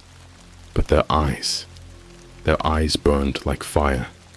They didn't speak. They didn't move. They just stood there, watching me, waiting. One of them stepped forward, holding something in its spindly hands. The helmet. The same cracked, blood-stained astronaut helmet from the crate. The words, "Don't look up," were still scratched into the visor, but now there were more scratches, more words, symbols, runes, things I couldn't understand. It placed the helmet in my hands, and without thinking, I put it on. The monolith calls. The moment the helmet clicked into place, everything changed. The hum disappeared, replaced by silence so absolute it felt like my eardrums had burst. The world around me dissolved, and I was no longer in the storage unit. I was back on the moon. The void stretched out before me, endless and cold. The monolith towered in the distance, its surface shimmering like liquid obsidian. The symbols on its surface were alive now, shifting and rearranging themselves into patterns that burned into my brain. And then it spoke, not with words, not with sound, but with thought. It wasn't a voice. It was a presence, an overwhelming force that pressed against my mind, flooding it with images, memories, and truths I couldn't comprehend. I saw things. I saw the universe being born, a violent explosion of light and darkness. I saw ancient civilizations rise and fall, their ruins swallowed by the void. I saw humanity, small and fragile, stumbling blindly toward its own destruction. And I saw them, the ones who came before us, the ones who built the monolith, the ones who left it behind, buried in the darkness of space, as a warning. The truth. The monolith wasn't just a structure, it was a key to something we were never meant to unlock. The images came faster now, a flood of horrors I couldn't escape. I saw the Apollo 18 crew standing before the monolith, their faces twisted in terror as it opened for the first time. I saw the thing inside, tall, black, and endless, its limbs stretching out like roots, burrowing into their minds. I saw what happened to them, their bodies twisted, contorted into shapes that no longer resembled anything human. Their flesh dissolved, replaced by something darker, something worse. They became part of it, part of the monolith, their screams echoing through eternity. And then I saw myself, standing there, wearing the helmet, staring into the void as it consumed me. The collapse. When I came to, I was lying on the floor of the storage unit. The helmet was gone. The blue light had disappeared, replaced by darkness so thick I couldn't see my own hands. The hum was back, louder than ever, shaking the walls around me. The others were still there, but now they were moving, their bodies twisted and writhed, their limbs stretching and snapping like broken bones. Their blank faces turned toward me, and for the first time, they spoke. "It's coming." Their voices were like static, layered and fractured, but the words were clear. "It's coming, and you brought it here." The end. I don't remember leaving the storage unit. The next thing I knew, I was back in the city, standing on a crowded street. No one looked at me. No one noticed the symbols glowing faintly on my skin, or the blood dripping from my nose. They just kept walking, oblivious to the thing that was coming, the thing I'd unleashed. The hum is everywhere now.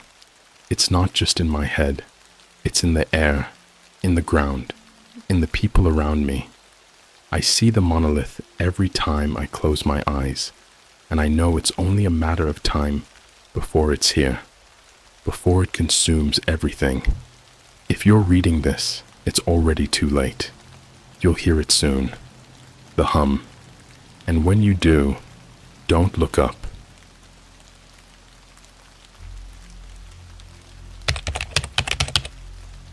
I was offered $10,000 to beta test a Call of Duty update from the dark web.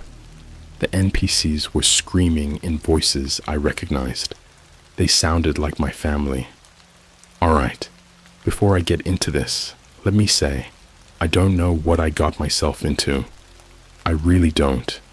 I thought this was just some shady beta test, a way to make quick money playing video games, but I was so wrong. If you're reading this, do yourself a favor. Don't go looking for it. Just don't. It started about 3 weeks ago. I was on Discord with my gaming group, me, Mikey, and this other guy we call Slim, because ironically, he's anything but slim. We were grinding Call of Duty, Modern Warfare 2, as usual. I'm not gonna lie, we're not amazing or anything, but we're good enough to talk trash in lobbies and back it up with a decent kill-death ratio. Anyway, between matches, Mikey casually mentioned something about this underground beta for a new Call of Duty update. He said some dude on Reddit claimed it was super exclusive and that testers were getting paid $10,000 just to try it out. Bro, 10 grand to play a game? Yeah, right, I laughed, already assuming Mikey was trolling. But Mikey swore up and down it was legit. No, dude, I'm serious. My cousin's friend got in. He said it's like experimental or something. They don't want to release it until they've tested it with hardcore gamers. I rolled my eyes. Experimental? Sounds like a scam. Slim jumped in. Nah, man. I've heard of stuff like that before. Companies pay big money for beta testing, especially if it's confidential. Exactly, Mikey said, getting all hyped. The dude made 10 grand in like 2 weeks. He's in Dubai right now, posting stories of himself at like Burj Khalifa and luxury McDonald's or whatever. Luxury McDonald's? I snorted. But as much as I wanted to call Mikey out, something about it stuck with me. 10 grand? That's no small chunk of change. I work a boring part-time retail job, and my bills are always just a little ahead of my paycheck. I've sold crap on eBay, tried freelance work, and even filled out a few online surveys that promised to pay cash, but they were all a waste of time.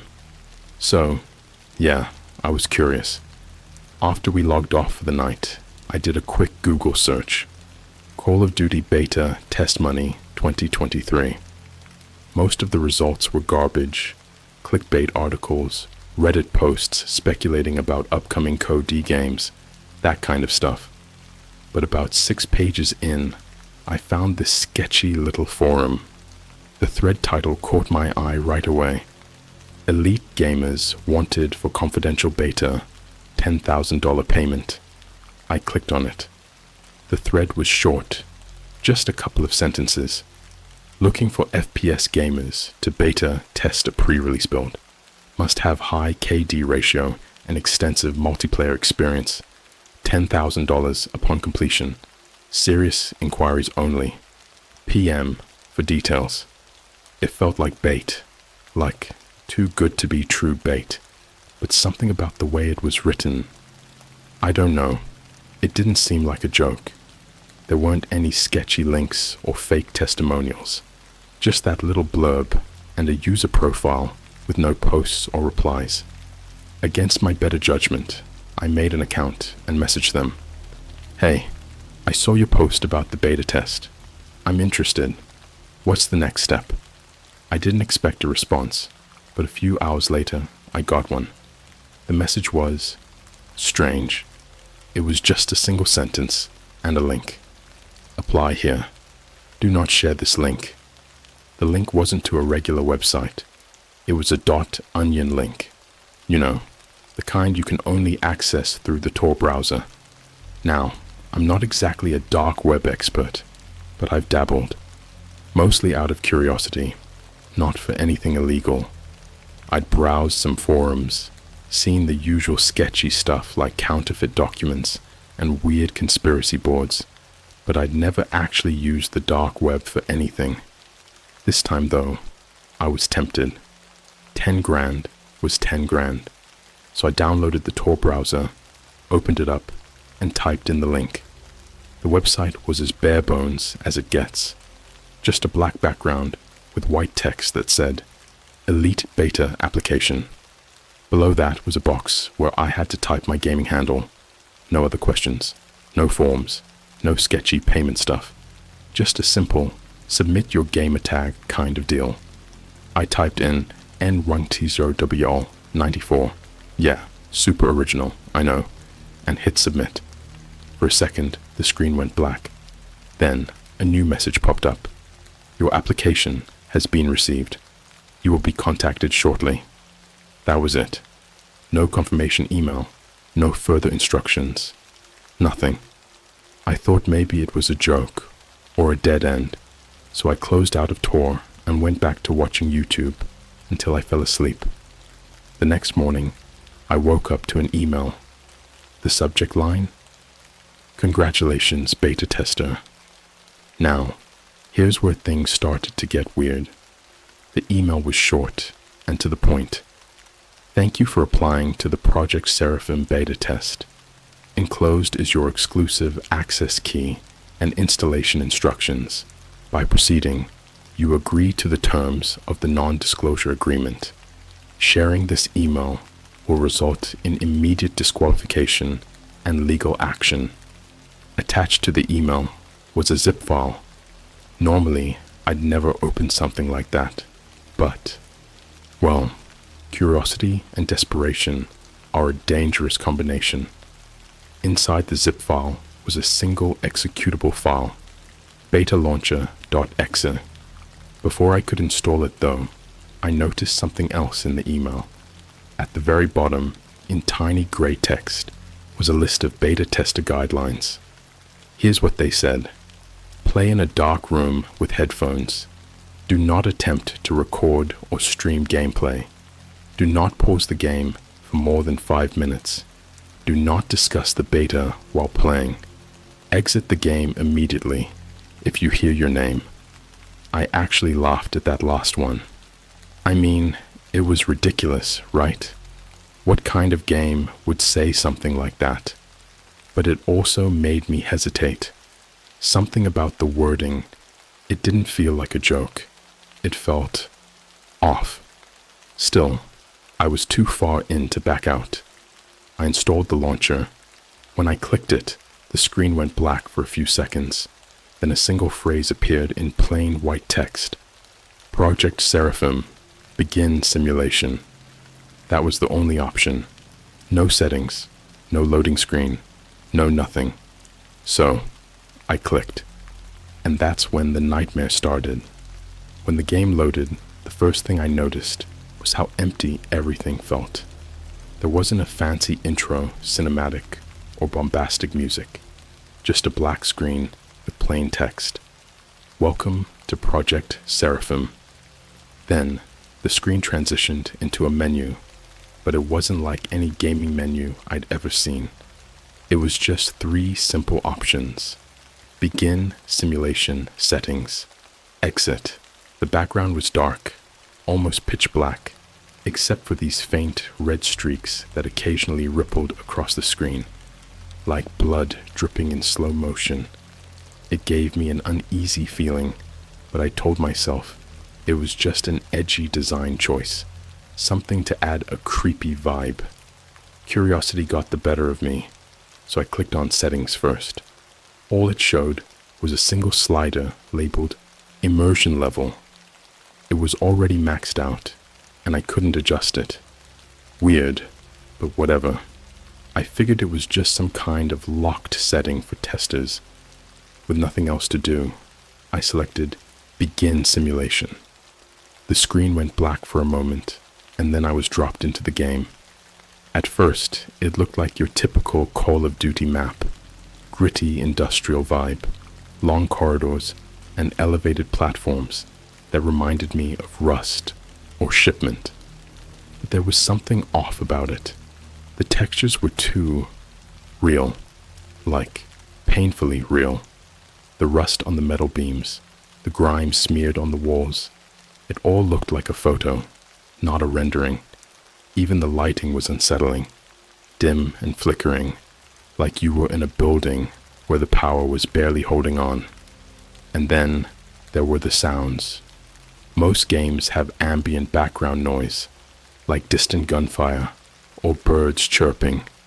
But here, it wasn't generic at all. I could hear things that made my skin crawl. Faint whispers, the shuffle of feet on concrete, a dripping sound like water, or maybe blood, hitting the floor.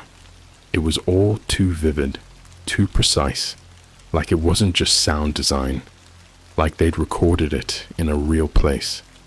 There was no tutorial or explanation, just a simple objective that popped up in the top corner of the screen. Eliminate all hostiles. I was holding a standard M4 rifle, and everything about the controls felt familiar, down to the reload animations and recoil. I spotted my first NPC almost immediately, just some guy in a hoodie and cargo pants, standing at the far end of a corridor. I raised my gun and took him out with a quick burst to the chest. He dropped like any normal enemy would, but the sound he made when he hit the ground, it wasn't right. It wasn't the usual grunt or groan you'd hear in a game. It was this choking, gurgling noise, like he was actually dying. For a split second, I could have sworn his eyes locked on mine before he collapsed. I pushed on, telling myself it was just some next-level audio design, but the more enemies I encountered, the weirder things got. They didn't just run at me or fire blindly. They acted alive. They hid behind cover, shouted at each other in these panicked voices, even begged when I cornered them. "Don't shoot!" one of them yelled, dropping his weapon and raising his hands. Instinctively, I pulled the trigger. It was a game, after all, right? But as soon as I did, he screamed. Not like a typical in-game scream either. It was raw, guttural, filled with pain and terror. And then he said something that froze me in my seat. "Why, Ben? Why are you doing this?" I paused, my fingers hovering over the keyboard. Did I just imagine that? How the hell did the game know my name? I tried to shake it off, telling myself it was just some clever psychological trick. Maybe I'd entered my name somewhere during the installation process and forgotten, but as I moved through the map, things only got stranger. The NPCs stopped acting like generic enemies and started to feel personal. One of them looked exactly like my high school gym teacher, Mr. Bradley. Bald head, bushy mustache, and that same grumpy scowl. Another looked like a guy I'd worked with at my old retail job. They weren't just random models, they were people I knew. The objective updated. Eliminate all targets to proceed. I hesitated, staring at the NPC in front of me. He was cowering in a corner, his face twisted in fear. He looked so damn familiar, but I couldn't quite place him. And then he whispered, "Please, Ben, don't do this." I felt sick. My hands were shaking, but I forced myself to pull the trigger. The second he hit the ground, the game did something I wasn't expecting. It froze. Not like a crash, though. The screen went completely still, and this low, droning hum started playing in the background. Then, a new message appeared in the middle of the screen. "Congratulations, beta tester. Level 1 complete. Immersion level increasing." What the hell did that mean?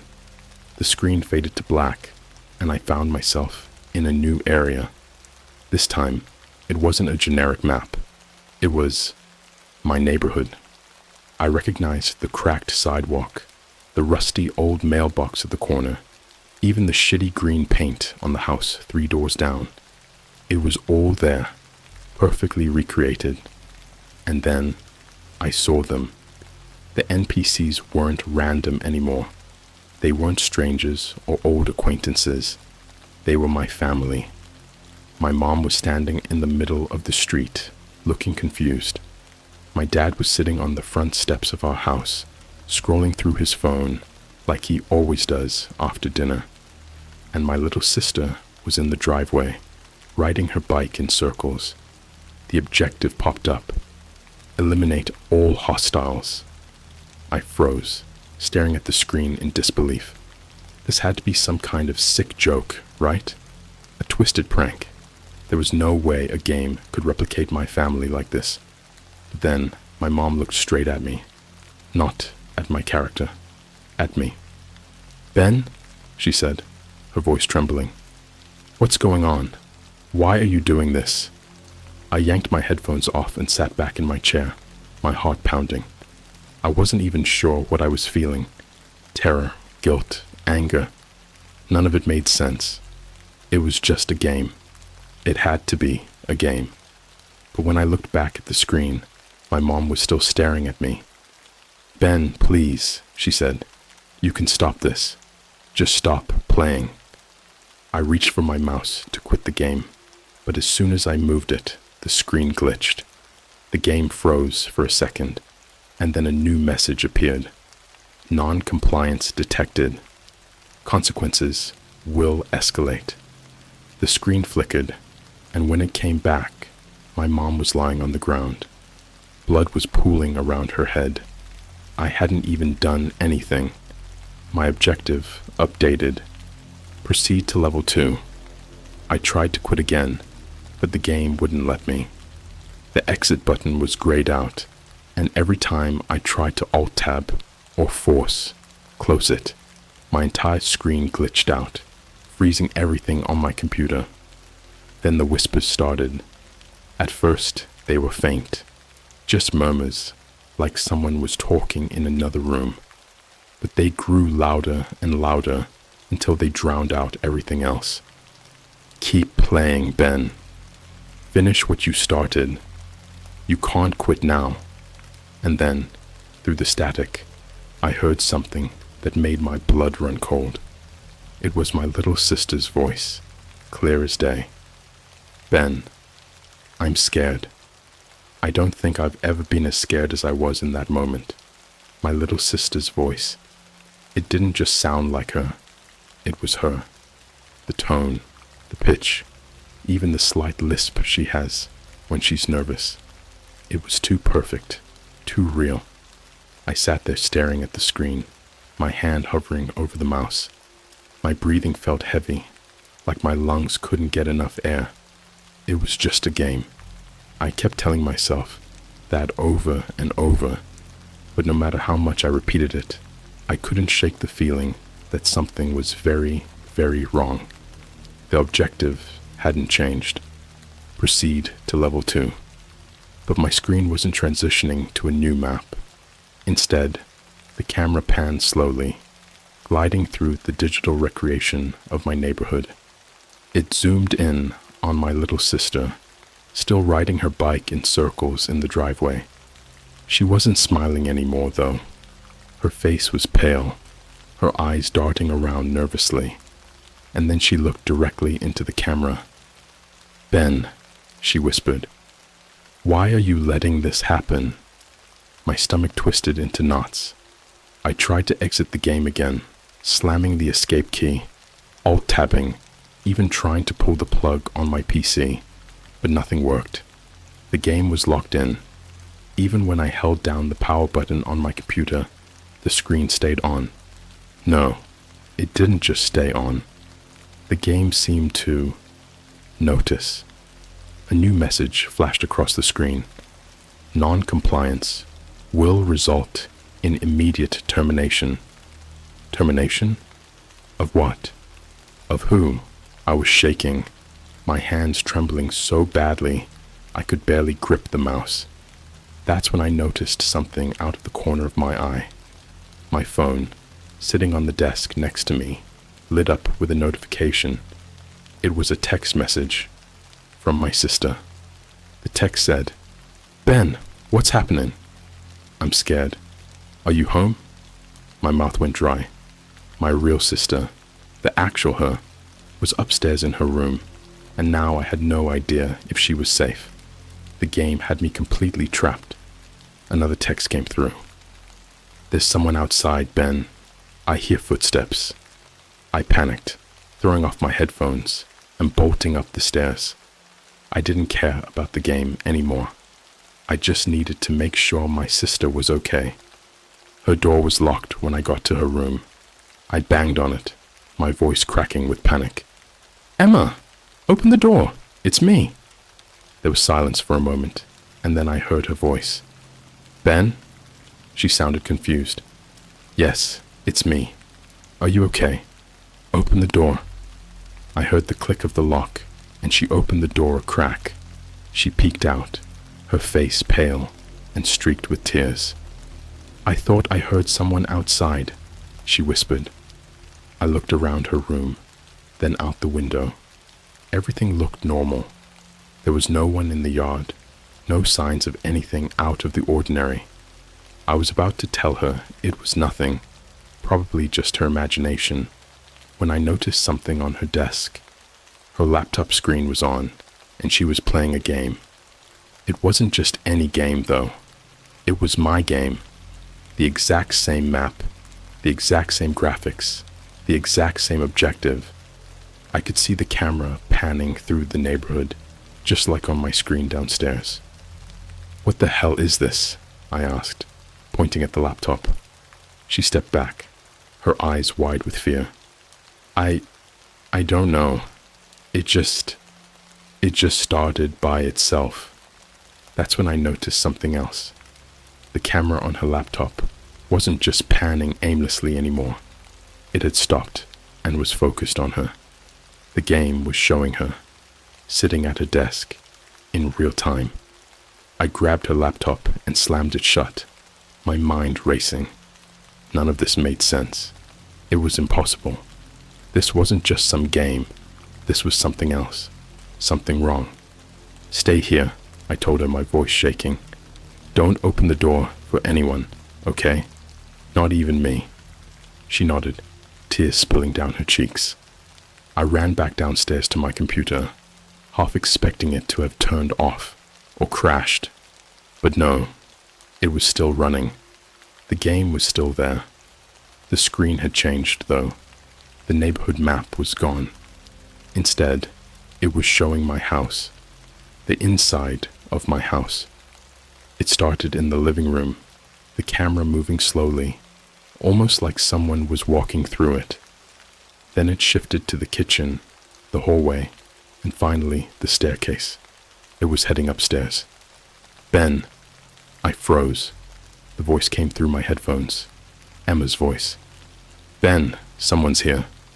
"No," I whispered. "No, no, no." The camera on the screen moved to Emma's door. It stopped there for a moment, lingering on the closed door. I ran back upstairs, taking the steps 2 at a time. My heart was pounding so hard, I thought it might explode. I reached Emma's door and yanked it open, half expecting to find someone in there with her. But the room was empty. "Emma!" I called out, my voice cracking. No response. And then I saw it, her laptop, sitting on the desk. It was open again, and the game was still running. The camera was focused on me now, standing in her room. Behind me, I heard a faint whisper.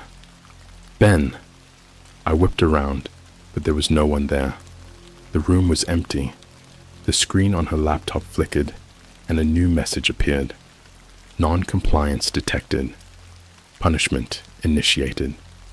Before I could even process what that meant, I heard a sound downstairs.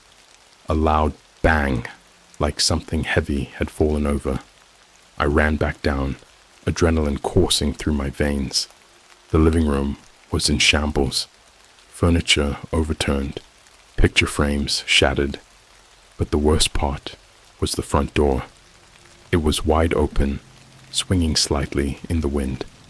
I grabbed a knife from the kitchen and stepped outside, my breath fogging up in the cold night air. The street was eerily quiet, the only sound coming from the faint buzz of a street lamp. And then I saw them. Figures, standing at the edge of my driveway, just barely visible in the shadows. They weren't moving. They just stood there, watching me. One of them stepped forward, and my stomach dropped. It was my mom. Not the real her, though. This version of her looked wrong. Her skin was too pale, her eyes too wide, her movements jerky and unnatural, like a poorly rendered NPC. "Ben," she said, her voice distorted. "Why are you doing this?" I took a step back, gripping the knife tighter. "You're not real," I said, more to myself than to her. "This isn't real."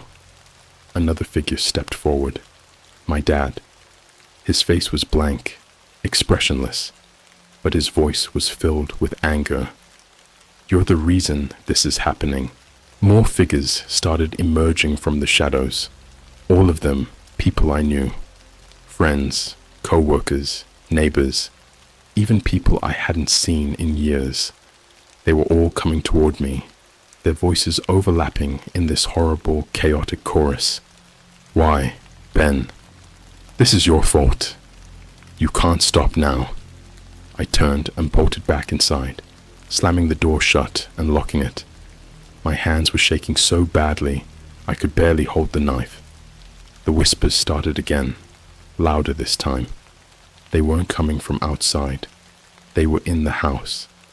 And then, from upstairs, I heard Emma scream. I didn't think. I ran upstairs so fast I nearly tripped over myself. Emma's scream echoed in my head, sharper than any sound I'd ever heard, cutting through my brain like a serrated knife. When I reached her door, it was wide open. Her room was a disaster. Her chair knocked over, her laptop flickering with static, her blankets dragged halfway across the floor. But she wasn't there. "Emma!" I shouted, panic twisting my voice into something unrecognizable. No answer. I grabbed her laptop and looked at the screen. The static cleared, and a new message appeared. Level 2 initiated. Objective: find the hostile. Before I could process what that meant, the camera on the laptop started moving, showing what looked like a first-person view of someone walking through my house. My blood ran cold. The angle was wrong. Too low to be an adult, too steady to be handheld. It was like the house itself had become part of the game. The camera moved smoothly, turning corners, passing through the hallway, and stopping right in front of me.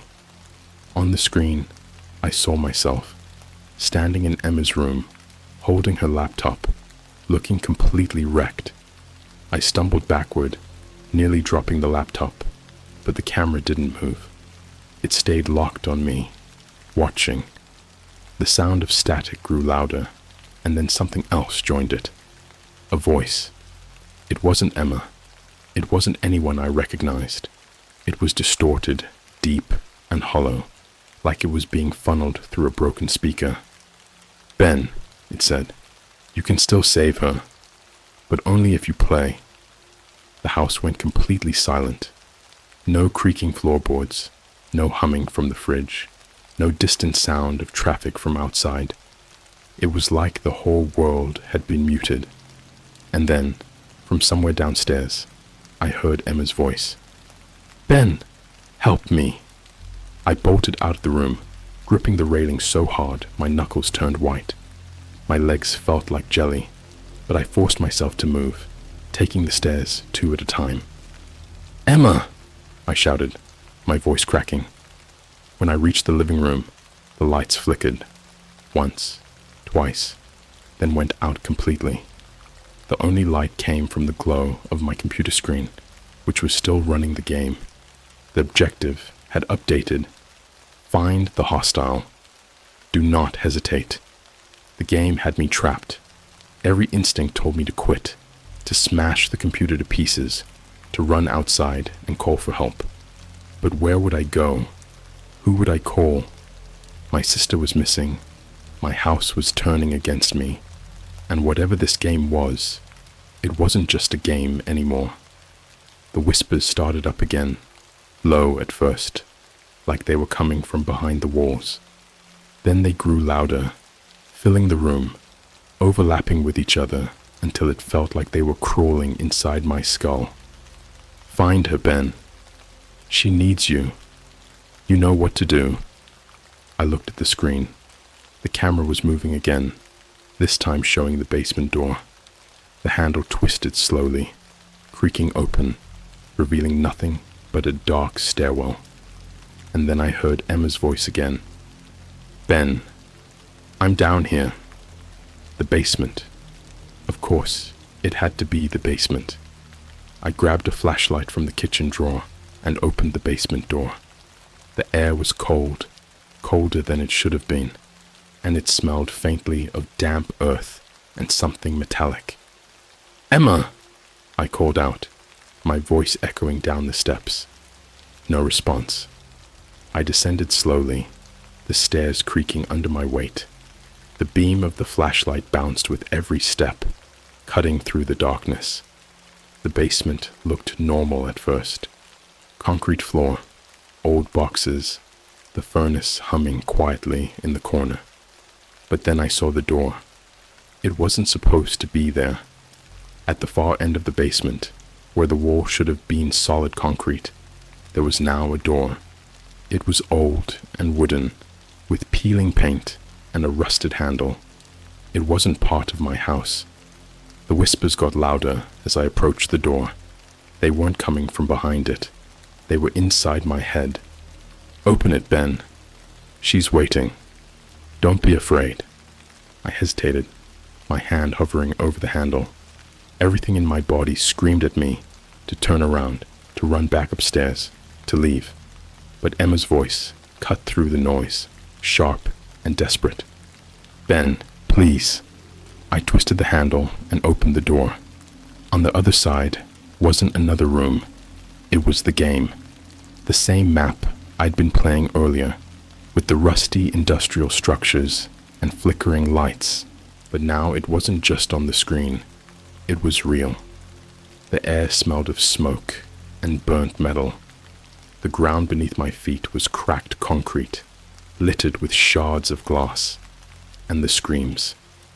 God, the screams. They were coming from all directions, echoing off the walls. Some were distant, others so close I could feel them vibrating in my chest. I stepped forward, and the door slammed shut behind me. A new objective appeared, floating in the air like a hologram. "Find the hostile. Do not hesitate." I started walking, my footsteps echoing loudly in the empty space. The whispers were still there, guiding me, taunting me. "She's here, Ben. Finish the game. Do what you have to do." I turned a corner and froze. Emma was there, standing in the middle of the map. Her back was to me, her head tilted slightly to one side. She was wearing the same pajamas she'd had on earlier, her hair falling over her face. "Emma!" I called out, my voice shaking. She didn't respond. I stepped closer, and the objective updated again. "Eliminate the hostile." "No," I whispered, shaking my head. "No, no, no." "Ben," she said, her voice distorted. She turned slowly, her movements jerky and unnatural, like a glitching NPC. Her face. It wasn't her face. It was twisted, wrong, her eyes too wide, her mouth stretched into an unnatural grin. "Why are you hesitating?" she asked, her voice layered with static. I dropped the flashlight and stumbled back, my hands trembling. "This isn't real," I muttered. "This isn't real. This isn't real." But the game didn't care. The whispers grew louder, more aggressive. The screen in my mind flashed the same command, over and over. "Eliminate the hostile. Eliminate the hostile. Eliminate the hostile." Emma, or whatever that thing was, took a step toward me, then another. Her head twitched violently, snapping to one side and then the other, like a broken marionette. "Finish the game, Ben," she said, her voice shifting between her normal tone and something deeper, darker. I couldn't move. I couldn't think. My whole body was frozen in terror. And then, from behind me, I heard the sound of footsteps, slow, heavy, deliberate. I turned around, and there they were, the NPCs, the same ones from earlier. My mom, my dad, my friends. They surrounded me, their faces blank and lifeless, their eyes locked on mine. "You know what to do," they said in unison. The thing wearing Emma's face lunged at me, its arms outstretched, its mouth opening wider than any human mouth should. And I screamed. I don't even remember screaming. It was one of those moments where fear takes over so completely that everything else just blacks out. All I know is that when I came to my senses, I was on the ground. My hands were scraped and bloody from the broken glass littering the floor. The flashlight was gone, probably kicked into some unreachable corner. The thing that looked like Emma was still there, just inches from me. Its face, her face, was hovering above mine, twisted into that impossible broken grin. Its eyes weren't just staring at me, they were piercing into me, boring into my soul like drills. "Why are you hesitating?" it asked again, but this time its voice wasn't layered with static. It was layered with screams. I shoved it, her, whatever the hell it was, off me and scrambled backward. My hand slipped on the blood-streaked concrete, but I managed to get to my feet. The whispers were so loud now, like a hive of insects swarming inside my brain. Finish the game. Finish the game. Finish the game. I stumbled forward, barely able to see through the blur of panic and adrenaline. The map stretched out in front of me, but it was no longer a map. It was my house, merged with that hellish industrial environment. Rusted metal walls bled into the living room wallpaper. The stairs to the second floor hung above a bottomless pit of nothingness. And then I saw them, my parents, my little sister, my friends, all standing in a line, blocking my path. Their faces were blank, their eyes hollow. They weren't moving, just staring at me. "Why, Ben?" my mom asked. Her voice was soft, but dripping with pain. "Why did you do this to us?" My dad stepped forward, his head tilting unnaturally to the side, the bones in his neck making this sickening pop as it twisted too far. "We trusted you, Ben. You were supposed to protect us."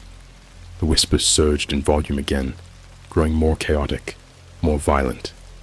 "You killed them. This is all your fault. Finish the game." "No," I muttered, shaking my head violently. "This isn't real. You're not real." But they didn't care. One by one, they started walking toward me. Slow, deliberate steps. Their faces didn't change, still blank, still lifeless, but their movements were wrong. Stiff, jerky, like they were being controlled by some invisible puppet master. I stumbled backward, almost tripping over myself again. And then I realized what was in my hand. The knife. I didn't even remember picking it up, but there it was, clutched in my trembling hand, its blade glinting faintly in the dim, flickering light. The whispers quieted for a moment, as if waiting for me to make a decision. And then the objective appeared, floating in the air before me. "Eliminate the hostile. Do not hesitate." The thing wearing Emma's face was back. It stood behind my family now, grinning at me from the shadows. "Do it, Ben," it said, its voice dripping with venom. "You have to finish the game." My mom stepped closer. "It's the only way, sweetie." I froze. I couldn't move, couldn't think. My mind was screaming at me to stop, to drop the knife, to run, but my body wouldn't listen. "Finish the game," the whispers roared, louder than ever. The thing that looked like Emma started laughing. It was a horrible, guttural sound, like a wild animal choking on its own blood. I snapped. I don't even remember making the decision, but suddenly I was running at her, at it. I swung the knife wildly, blindly, my vision blurred by tears and rage. The blade connected with flesh, sinking in deep, and the laughter stopped. For a second, everything was silent, and then she screamed. It wasn't her voice anymore. It was something inhuman, high-pitched and agonizing, like metal scraping against metal. The thing that had been wearing Emma's face dissolved into ash, collapsing into a pile of black dust at my feet. The whispers stopped. The objective disappeared. I thought it was over. I thought I'd won. But then I turned around. My family was still there. My mom, my dad, my little sister, all of them, staring at me, and they were smiling. "Good job, Ben," my mom said, her voice warm and full of pride. "You did what you had to do," my dad added, clapping me on the shoulder. I wanted to feel relief, but I couldn't. Their smiles were wrong, too wide, too perfect, and their eyes were empty. The whispers came back, softer now, almost gentle. "Good boy. You finished the game. It's time to go home." The world around me started to dissolve. The rusted walls, the concrete floor, the broken glass. It all melted away, replaced by the familiar comfort of my living room. My computer screen flickered, and the game shut itself off. For a moment, I just stood there, staring at the blank monitor. My hands were still shaking, the knife still clutched tightly in my grip. It was over, or at least, I thought it was. I heard the sound of footsteps behind me, slow, deliberate, just like before. I turned around, my heart pounding. My family was still there, but this time, they weren't smiling. Their faces were blank again, their eyes hollow. My mom tilted her head to the side, her neck cracking unnaturally. "You didn't finish," she said, her voice flat and emotionless. My dad stepped forward, his eyes locking onto mine. "The game doesn't end until we say it does." Emma appeared behind them, her face still twisted and wrong. "You can't leave, Ben," she said, her voice layered with static and screams. "You're part of the game now." The whispers surged again, louder than ever, drowning out every thought in my head. And then, the screen on my computer flickered back to life. A new message appeared. "Welcome to Level 3. It's been 2 days since then. Maybe 3. Time doesn't work the same anymore. The game won't let me leave. It doesn't matter if I turn off the computer, smash the monitor, even unplug the damn thing. It always comes back, and it's always running. My family isn't my family anymore. They're part of it now, part of the game. They don't eat, they don't sleep. They just watch me, waiting for me to pick up the knife again. The whispers never stop. I haven't gone outside. I haven't slept. Every time I close my eyes, I see them, standing over me, their hollow eyes staring into my soul. The objective is still there, burned into my vision no matter where I look. Eliminate the hostile. Do not hesitate. But I can't do it, because now the hostile looks like me.